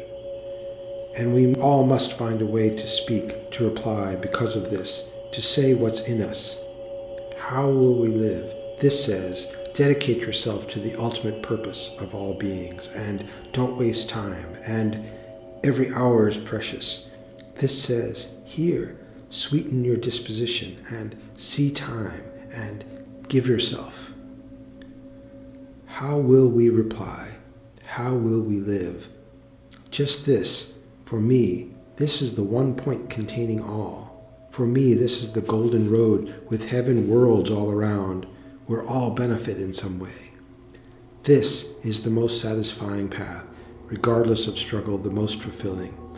Regardless of how hard it is to say, it's the biggest joy, the brightest joy. This is what is reliable. For me, the safe haven. It's breath. It is sight. For me, it is giving, and knowing now the pleasure of having its gift received. This is love, and this will, purpose of human life, lived to the fullest. Oh, many voices, many hearts, celebrate this with me now. What is bodhicitta? Bodhicitta is our own true nature of wisdom and compassion inseparable. How to speak of this? It's the rain that nourishes growing things. It's the sun that makes everything flourish. It's the embrace of a mother or a wife melting troubles away. Bodhicitta, it's like the encouraging voice of an old friend. It's selfless prayer, naturally, having a purpose past what we see now. It is a word, it is magic, parting clouds so we can see, or clearing a path, or building a house, or a library or a school. This one source everywhere becomes a hospital, and doctors, and medicine. In lost times it is inspiration. This is pure light, this is warm touch, and it is clarity and strength. It reaches over every ocean, over every rocky climb, through whatever barred gates, past any disbelieving mind, giving life. Who can ever speak of this, and what can compare to this? There is no end from what I can see, and all day my heart sings that this is in me. What can compare to this? It's like a hero calling captives out of their dungeon. It's like a fresh morning after one was given up for dead. Astonishment, disbelief, and then a great wave moving through everything of praise and generosity.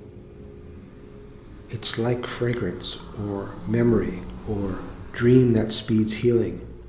It's a true word spoken when it's needed. It's direction and food and gifts appearing in our hands to give. It is learning and giving to match someone's need. It is song, universal language, universal and for all times currency, and a true friend. It's meeting our own true nature. What can compare to this? So then it is ethics and wisdom, meditation, patience and effort, all natural and effortless in a way. It is all the forms created to express one intent, and it is all the names given. It is tradition, and all are seeing past form and tradition. Today I write this because it's the only thing I can think of that draws all things to itself. The only thing I can think of that gives everything else some place in the world. All the teachings, all the differences, all the wonder, all the pain. This is the ultimate name, the one thing most worth praising. This is the activity of all Buddhas, the very nature of all heroes and heroines, angels and saviors. With my little notes at home today, this is all I wanted to write.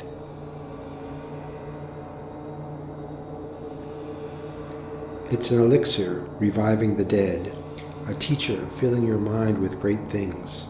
It's a compass, a key, or a lock when you need a lock.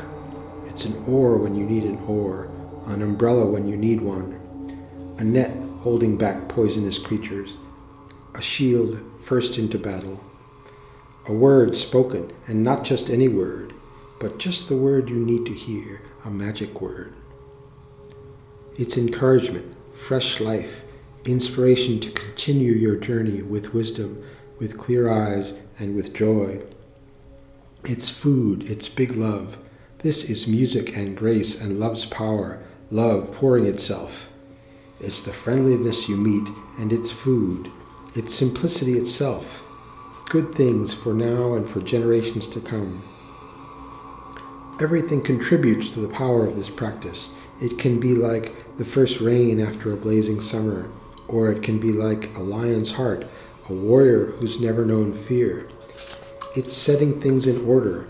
It's saying your name, calling your name, not like all the others, your true name. The graver the danger, the stronger the will to protect. The more something is worth, the greater the will to give. This is peace and action as one. Moving worlds, not fading, giving to be given, awakened in teachers to be awakened in me, the fullness of love given to be awakened in you, and on and on. What words are there to express this? Look, this is you, this is for you.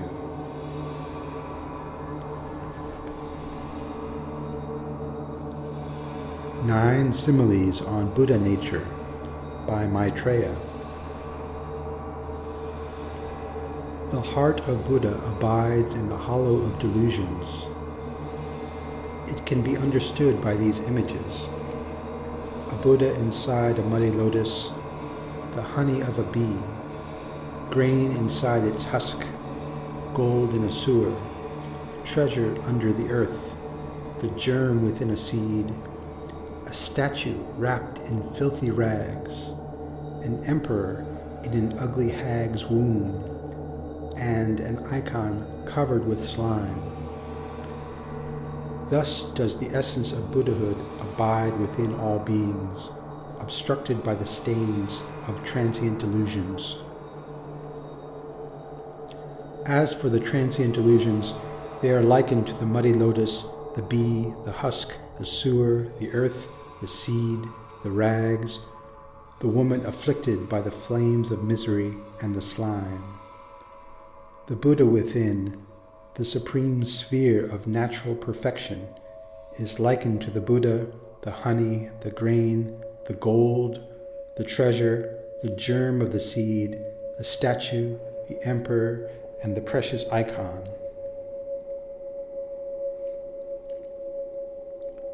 When a man with stainless clairvoyance sees a Buddha radiant with 1,000 signs sitting inside a muddy lotus, he removes him from within that lotus.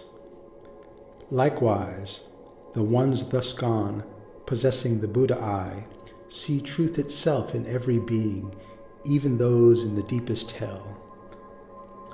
Out of compassion, those unobstructed lords work until time's end to free all from aberration.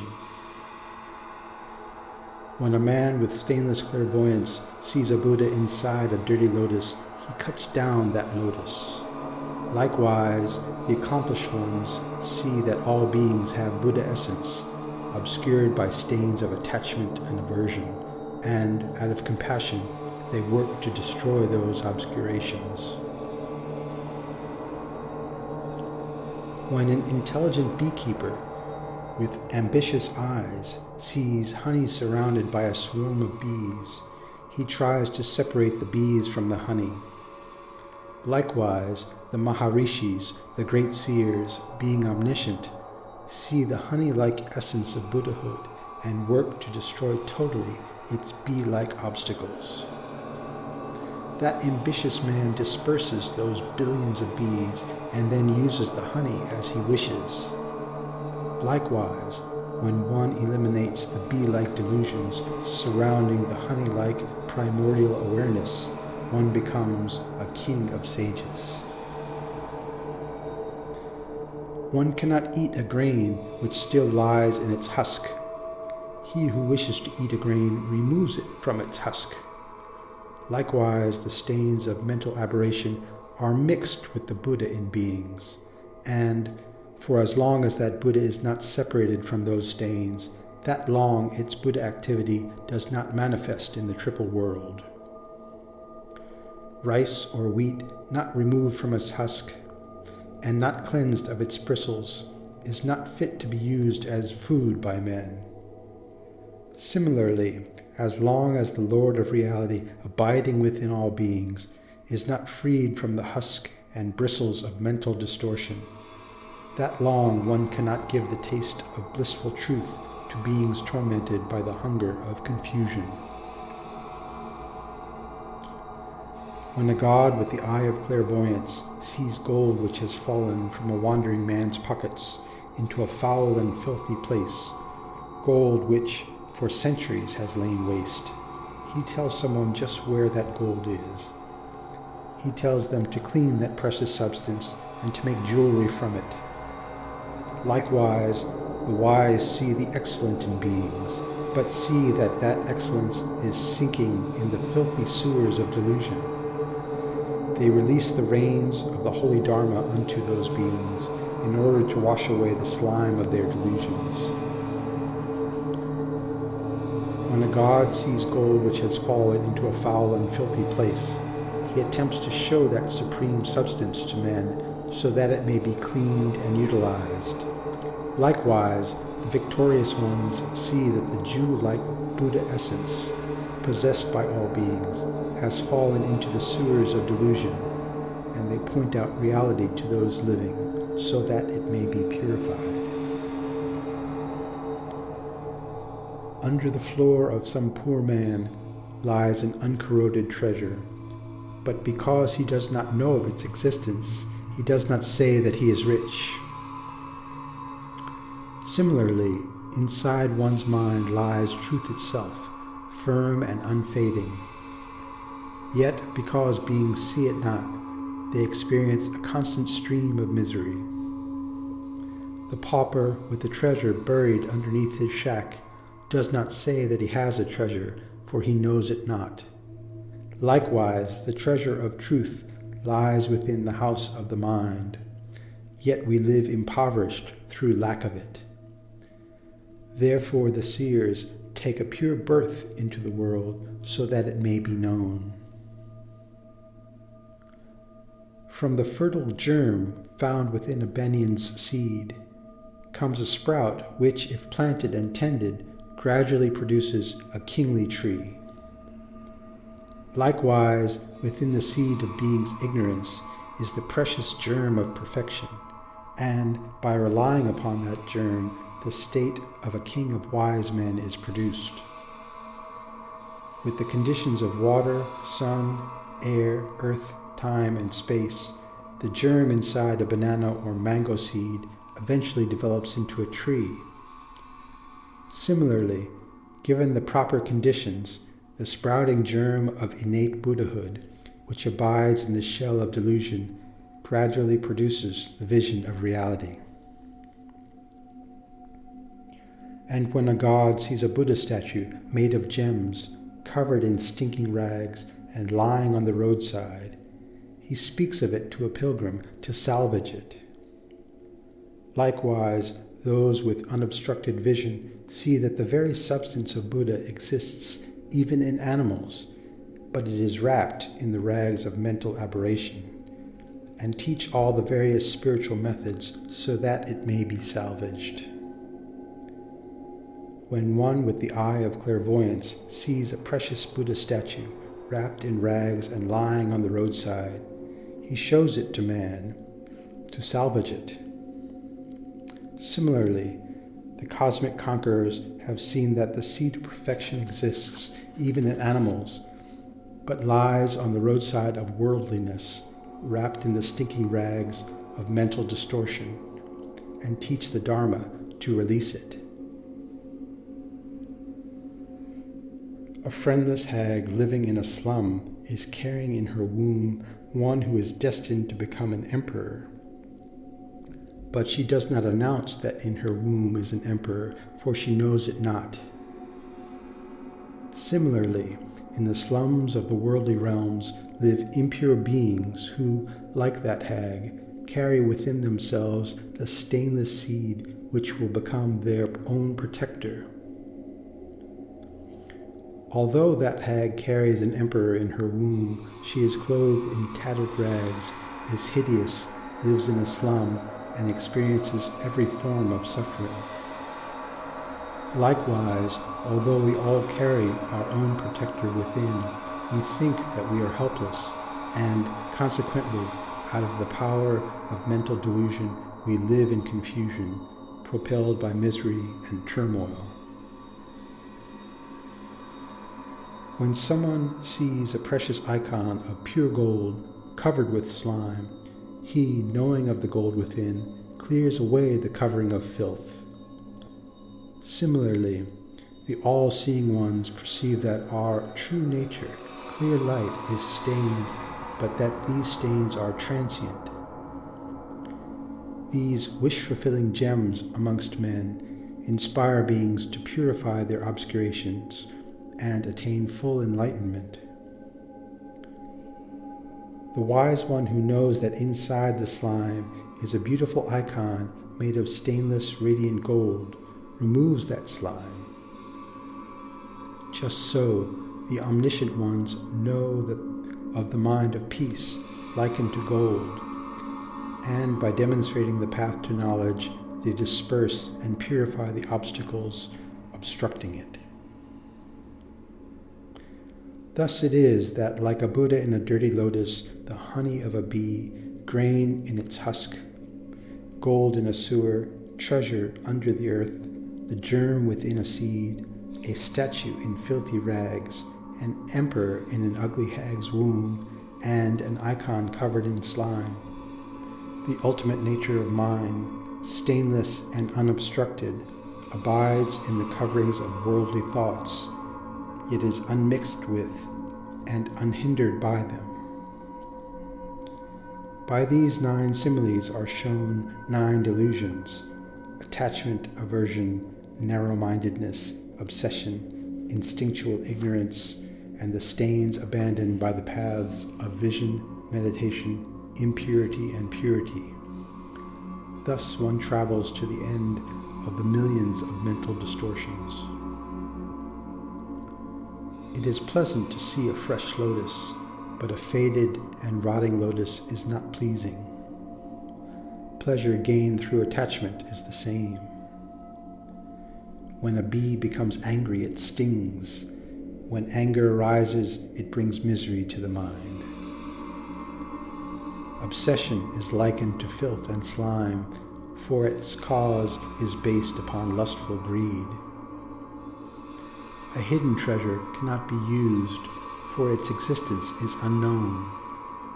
The self-originated nature of beings, buried in the earth of instinctual ignorance, lies ignored. The gradual growth of a sprout cracks open the shell encompassing it. Just so, the growth resulting from perception of ultimate truth destroys the objects to be abandoned by the path of vision. The heart of the destructive views related to the path of a high one, the negativities destroyed by the wisdom of the path of meditation, are likened to tattered rags.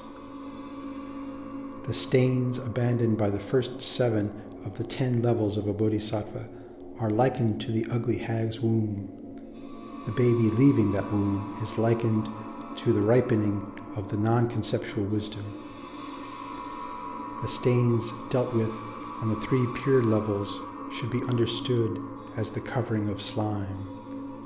Thus do the 9 delusions destroyed by a great being's diamond samadhi resemble the 9 examples. The ultimate truth that is discovered within, the self-born essence, is an object found only by the bold, just as the light of the sun is not seen by those without eyes, although it shines equally on all. There is nothing to be eliminated from this, nor is there anything to add. It is the very perfection seen by a perfect one, and when it is perfectly seen, there is perfect liberation.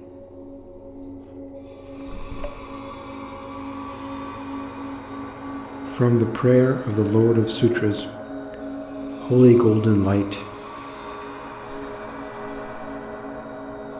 By the sound of the great drum of the Holy Golden Light, in these 3 worlds, 3,000s of worlds, may the sufferings of cruel migrations, the sufferings of the Lord of Death's domain, and the sufferings of privation be brought to an end. By the thunder of that mighty drum, may all want in the world be ended. Just as the lords of the subduers are without fear, their fears allayed, so too may all sentient beings be without fear, parted from their fears. Just as the all-knowing able lords, though dwelling within the cycles of existence, possess all holy qualities, so too may the meditative concentrations of all beings possess the qualities of the harmonies with enlightenment, and may those qualities become oceans of qualities. By the thunder of that mighty drum, may all beings come to possess the voice of Brahma. May they attain the most blessed enlightenment of the Buddhas. May they turn the virtuous wheel of doctrine. May they live for unimaginable aeons. May they teach the way for the welfare of wanderers. May they relieve suffering and destroy afflictions. May they extinguish desire, hatred, and delusion. May those beings who abide in places of tortured existence, those beings whose bodies and bones are burning in flames of pain, may they hear the beating of the drum, and may they cry, "I bow to you, the Buddhas." May all beings remember their births in hundreds of lives, in thousands of lives, in tens of millions of lives. May they be ever mindful of the lords of sages, and may they heed their vast words. By the thunder of that mighty drum, may all beings find constant companionship in the Buddhas. May they abandon the actions of ill deed. May they practice those of good. May all the suffering of all that lives in all the lands of all worlds be forever stilled. And may those creatures crippled in their limbs, impaired of sense, all be made whole. May those afflicted with sickness, weak and frail, without refuge in the 10 regions, all swiftly be relieved of their ills, be renewed in their organs and strength.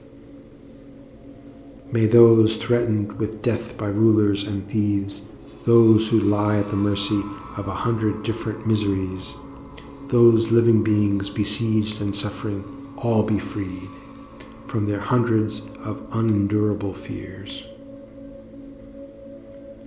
And those tortured by bonds, bound and beaten, those who live amid manifold poverty, are oppressed by many thousands of afflictions, incur all manner of misery and terrors which they cannot bear. May they be released from their bonds. May the scourged be delivered from their beatings. May the condemned have life, the troubled be unafraid.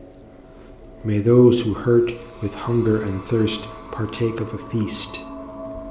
May the blind see a myriad of shapes, the deaf hear a symphony of sounds, the naked be clothed, the poor find a treasure. May all have the pleasure of possessing many precious jewels. May none be tormented by feelings of pain. May they all be fair of face and figure, their bodies subdued, their minds abounding with unremitting bliss. By the mere thought, may their wishes for merit and riches, food and drink, at once be made manifest.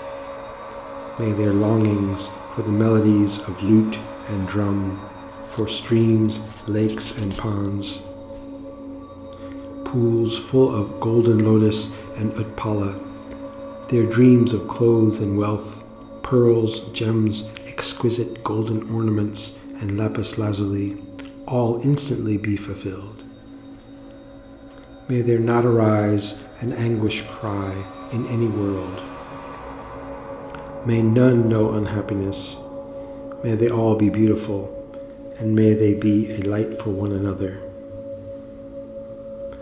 Whatever is held most high by humanity, may it be theirs simply through thought. May all their desires immediately upon conception be altogether realized as the fruit of their merit. Throughout the 3 times, may they have incense and garlands, scented oils, aromatic powders, variegated flowers, and flowering trees. May they take them. May they be happy. May they worship in the 10 directions all the inconceivable ones gone thus, the bodhisattvas, the hearers, and the immaculate, pure teachings of Dharma. May migrators shun all that is unworthy, pass beyond the 8 states of unrest, and attain crowning kingly leisure. May all beings always have the Buddhas at their side. May they always be born into noble families. May their affluence and fortune flourish. May they be richly adorned for endless aeons with praise and fame, lovely radiant bodies. May they be brave, may they be strong, may they be wise and lucid. May they ever strive for enlightenment. May they engage in the 6 perfections. May they behold in the 10 quarters the Buddhas beatifically seated upon thrones of precious lapis lazuli before the supremely sanctified tree of enlightenment, and there may they hear the truth revealed.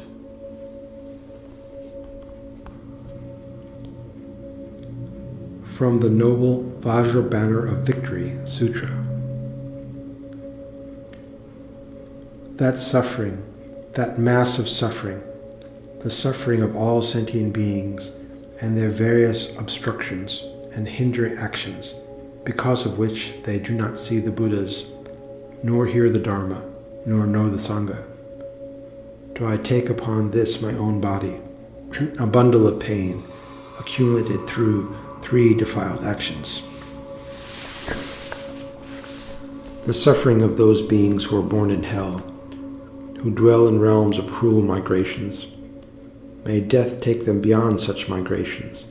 That awesome mass of suffering do I assume. To that end I strive. In that end I take joy.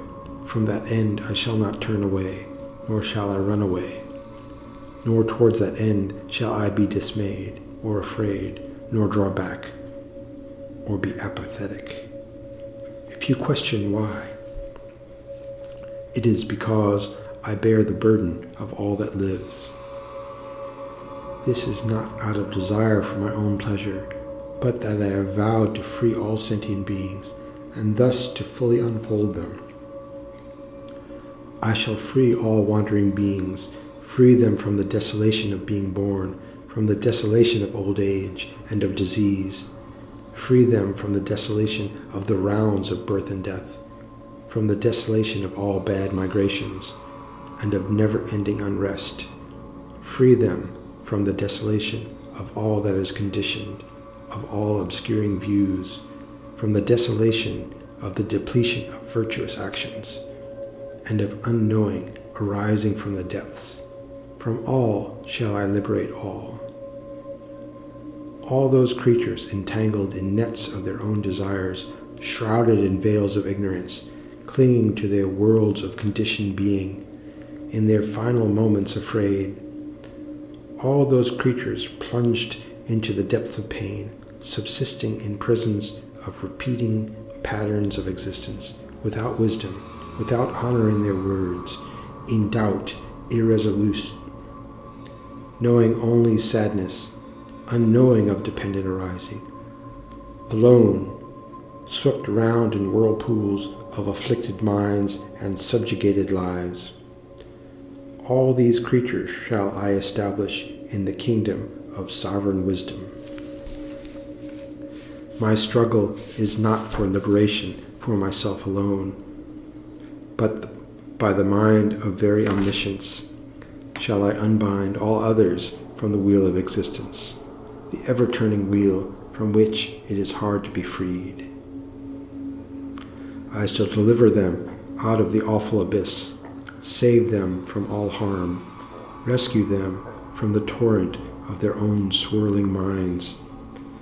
Upon myself do I rest the load of sorrow of all of them.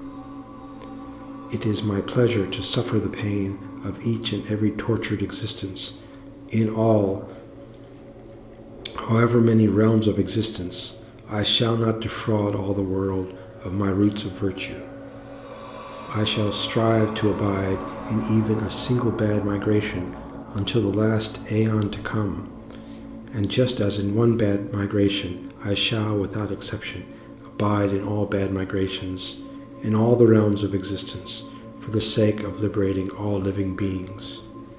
If you question why, is it not reasonable for but one being to suffer rather than all beings fall to realms of ruin? I, myself, here let my blood, that I might redeem all wandering beings from the wilderness of the Lord of Death's domain, from places of birth as animal and as hell being. With this very body shall I endure all suffering aggregates of feeling for the sake of all sentient beings. I take joy in reaffirming the trustworthy truth of my proclamation. I am the yoke-bearing nape of all sentient beings. For the sake of all sentient beings, I shall not forsake even one sentient being.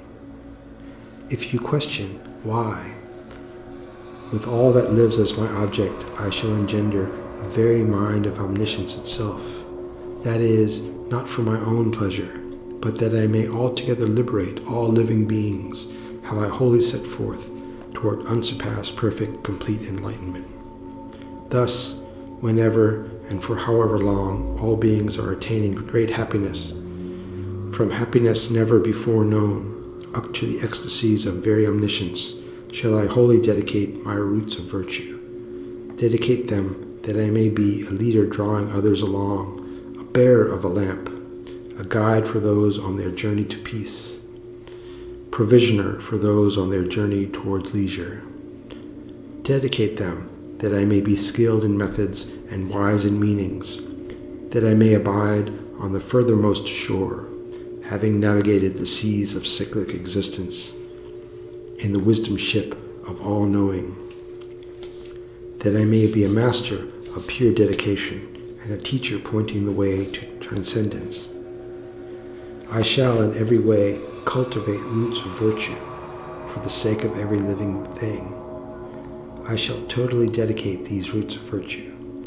Dedicate them that I may liberate all sentient beings, that I may appear to all sentient beings, that I may be known to all and free all sentient beings, that I may care for them, spiritually mature them, fulfill the needs and dispel the doubts of all sentient beings. I am like the sun. I depend upon no other. I shall not surrender the Bodhisattva's armor to another. Indeed, I shall eliminate the very need for others. I shall not pause from effort to protect but even one being, and as one, all living beings. I shall not cease from utter devotion to assuage all suffering. I shall not settle for trifling roots of virtue. I shall know no peace with less than all-consuming dedication.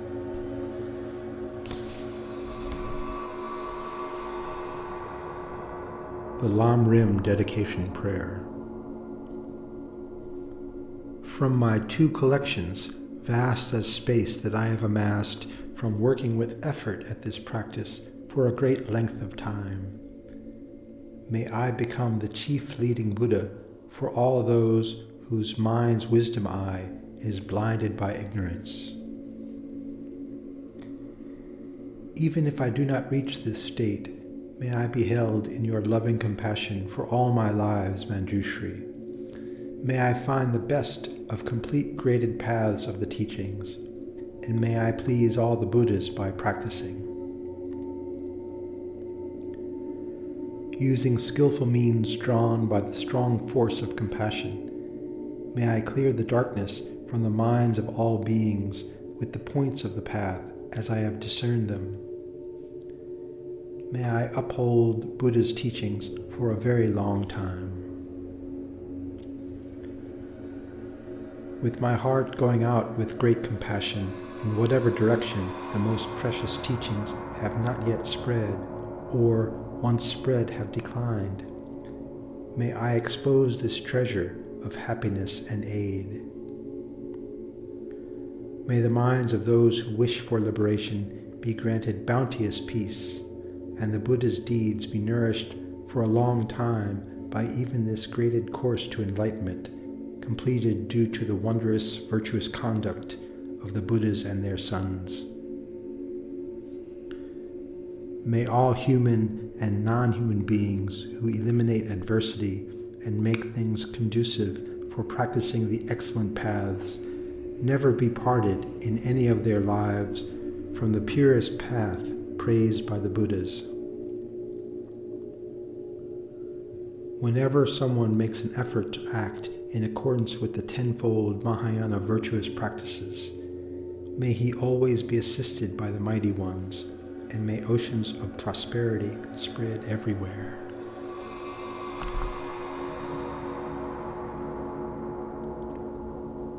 No Place I'd Rather Be by Jason Espada.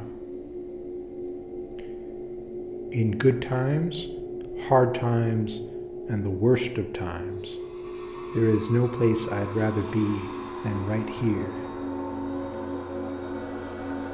If you ask me why, it is because, by the power of love, I can share the joy with you and make it more. I can help to make the pain less, and I can offer happiness. That is why, through it all, and when things get tough and even or especially in the worst of times, in the worst of worlds, there is no place that I would rather be. If this were the only world where there is both happiness and suffering, still I would choose just this one to be with you.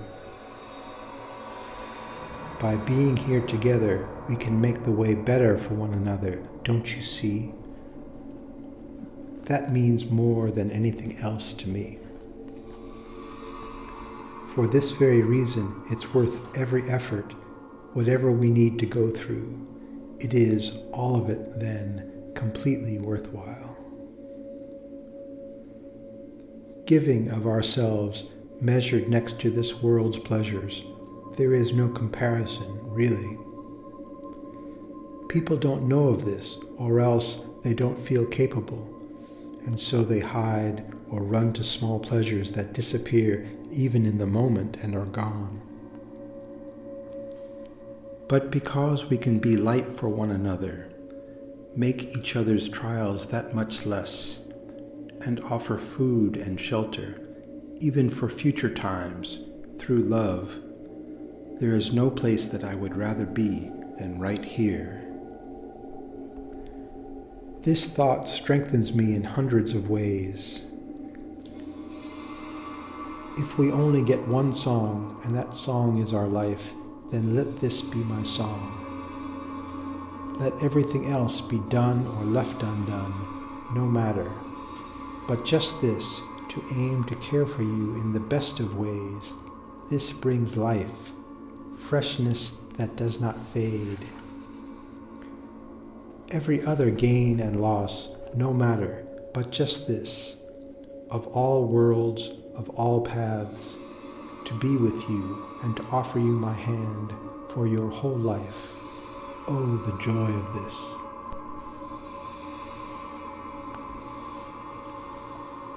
Dedication Prayers by Jason Espada, with traditional prayers. By this merit, gathered together with all the virtue of all the 10 directions and 3 times, Buddhas and Bodhisattvas, saints and sages, realized beings, lamas, monks and nuns, yogis and yoginis, contemplatives of all traditions, and excellent practitioners, gathered together with all the merit and good wishes of family, friends, and noble, kind-hearted people everywhere, by the merit and positive energy of all the good that exists, by all the virtue of the ultimate nature, by all this merit, may the benefit of beings everywhere effortlessly arise. May all beings benefit. May all beings have happiness and the causes of health and happiness. May this bring healing wherever it is needed. May this bring about the firm establishment of true health and happiness for us all.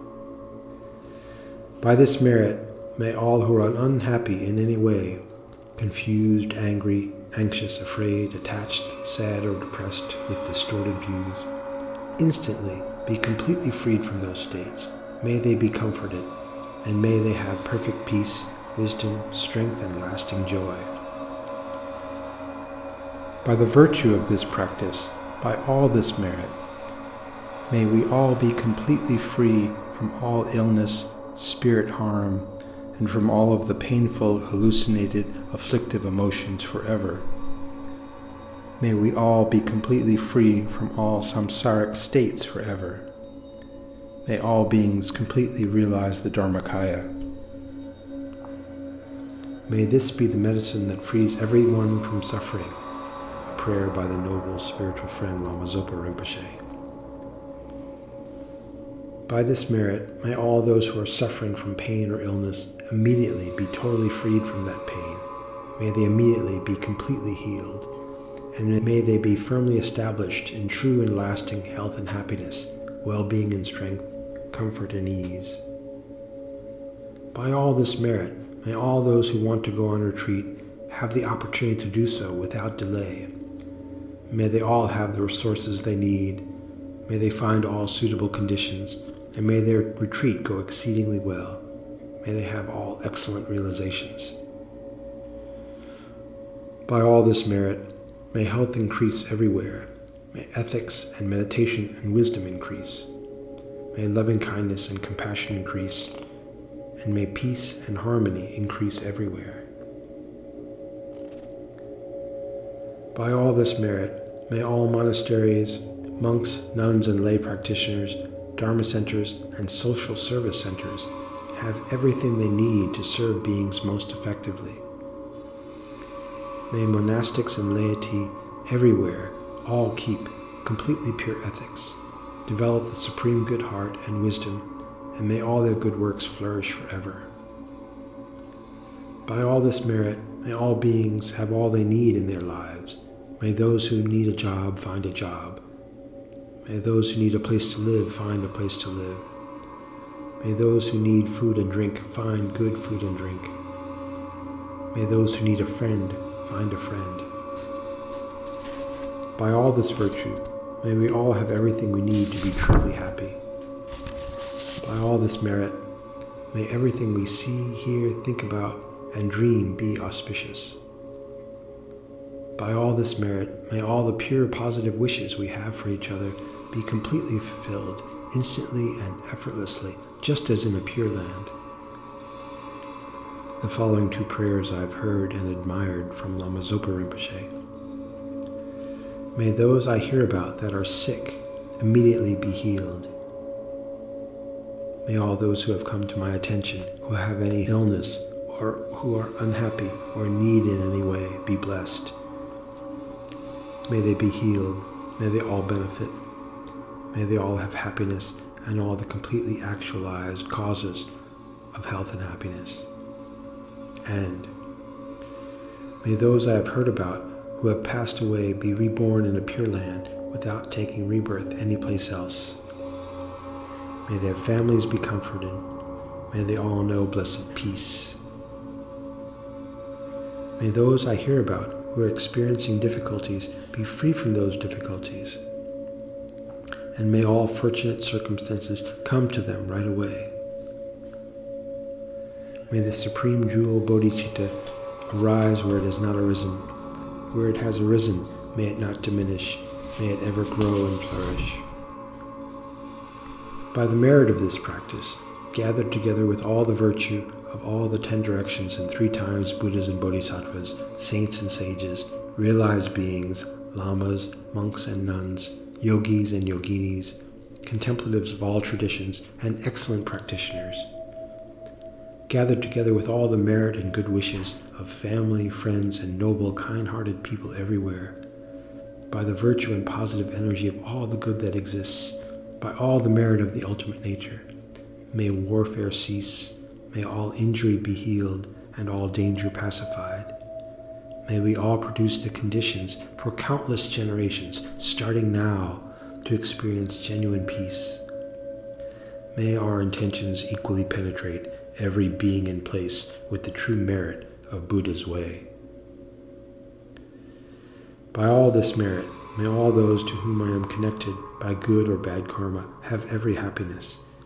May they be free of all suffering and receive every joy and all good fortune. May they have good health, wisdom, long life, well-being and strength, comfort and ease. May all the prayers of the Buddhas and Bodhisattvas be completely realized now, and may all of my prayers succeed immediately. By this virtue, may those who are in need in any way whatsoever receive every benefit.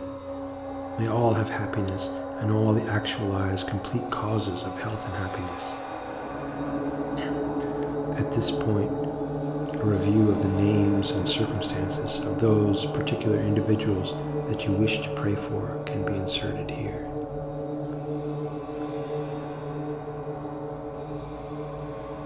By this virtue, may those who are in need in any way whatsoever receive every benefit. May all have happiness and all the fully actualized complete causes of health and happiness. By this merit in my mind, may I not withhold any gift whatsoever from any being in any place, wishing them all a great abundance of joys.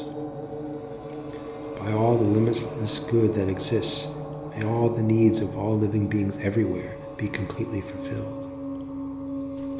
By all this merit, for every one of us when this life is over, may we each be born immediately in a pure land, and in all our lives, may we never be separate from qualified teachers and from conducive environments with all the supportive conditions for continuing our practice of the Dharma. By all this virtue, may I attain the complete realization of all practice and bring all others to that same state. May we all individually attain the complete realization of our practice, genuine happiness, health and peace, and all good things, wisdom, compassion, and ability. By all this merit, may all holy teachers live long and guide us until samsara ends, and may there be peace and joy in all the world.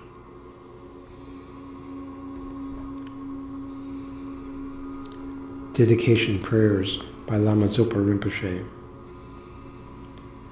Due to all the past, present, and future merits collected by me, and the merits of the 3 times collected by all the Buddhas, Bodhisattvas, and other sentient beings, may any sentient being, just by seeing me, touching me, talking about me, remembering me, or dreaming about me, never ever be reborn in the lower realms from that time forward. May they immediately be liberated from all disease, spirit harms, negative karma, and defilements. May anyone who sees me, touches me, talks about me, or remembers me immediately be cured of cancer, AIDS, coma, arthritis, migraine, and other heavy diseases. May those possessed by spirits be immediately released from the harm of those spirits. May anyone who is dying immediately stop experiencing terrifying emotions and karmic appearances and feel incredible bliss in their heart. May they then be born in a pure land of Buddha, where there is no suffering of rebirth, old age, sickness, or emotional problems. Totally free from all suffering and its causes, may they become enlightened there.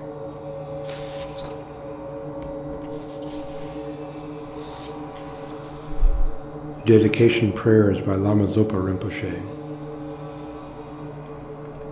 Due to all the past, present, and future merits collected by me, all the 3 times merits collected by numberless sentient beings and numberless Buddhas, may bodhicitta be actualized in one's heart. Due to all the past, present, and future merits collected by me, all the 3 times merits collected by numberless sentient beings and numberless Buddhas, may the bodhicitta, source of all success for oneself and happiness up to enlightenment, and the source of success and happiness for all the numberless hell beings, numberless hungry ghosts, numberless animals, numberless human beings, numberless suras and asuras, to be actualized in the heart of oneself and all sentient beings. May it be generated in the heart of all sentient beings, especially the supporters, those who are serving the organization in the past, present, and future. In the hearts of our family members, for bodhicitta be generated, and in those whose hearts has been generated, may it increase. May the supreme jewel bodhicitta that has not arisen arise and grow. May that which has arisen not diminish, but increase more and more. Due to all the past, present, and future merits collected by me, all the 3 times merits collected by numberless sentient beings and numberless Buddhas, may bodhicitta be actualized in the hearts of all the leaders of the world, especially in those countries where there is unbelievable suffering.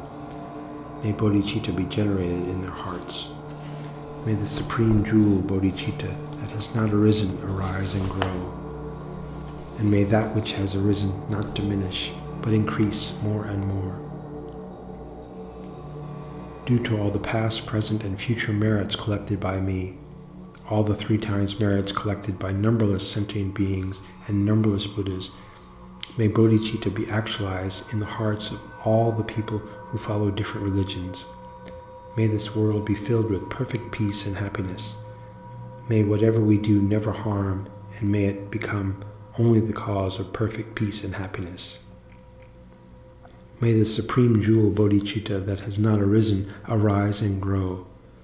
and may that which has arisen not diminish, but increase more and more.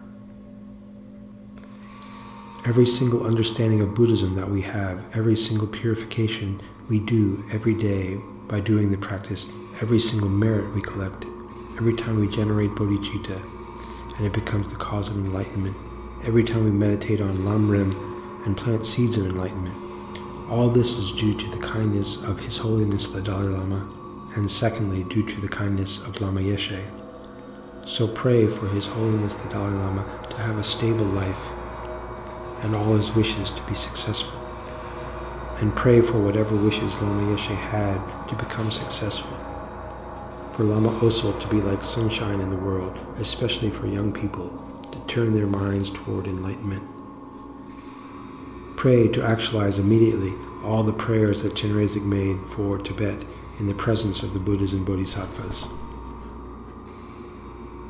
Due to all the past, present, and future merits collected by me, all the 3 times merits collected by numberless sentient beings and numberless Buddhas, may all the father and mother sentient beings have happiness. May the lower realms be empty forever. May I be able to cause all this by myself alone.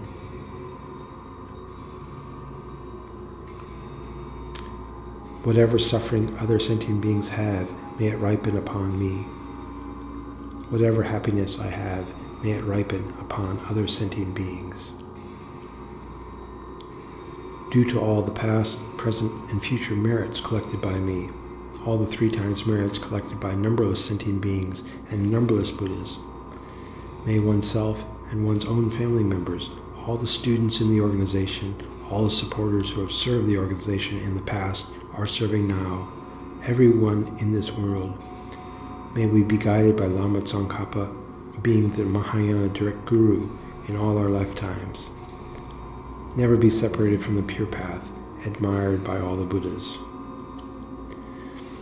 Due to all the past, present, and future merits collected by me, all the 3 times merits collected by numberless sentient beings and numberless Buddhas, which exist but totally do not exist from their own side, may the I who exists but who totally does not exist from its own side achieve Guru Shakyamuni Buddha's enlightenment, which exists but totally does not exist from its own side, and lead all sentient beings who exist but who totally do not exist from their own side to that Guru Shakyamuni Buddha's enlightenment, which totally does not exist from its own side, by myself alone, who totally does not exist from its own side.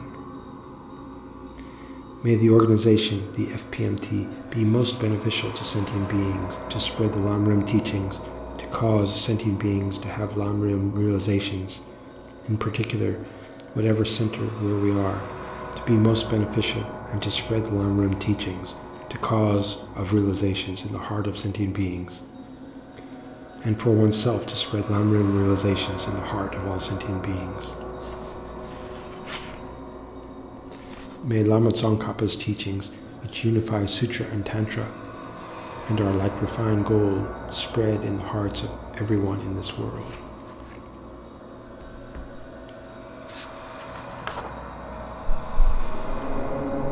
From a Guide to the Bodhisattva's Way of Life by Shantideva, from Chapter 10, on Dedication.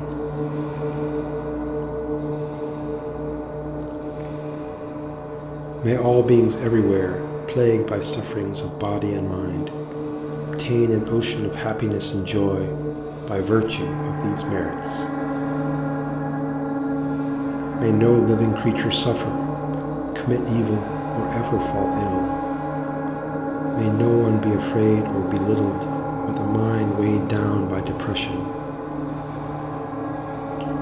May the blind see forms and the deaf hear sounds.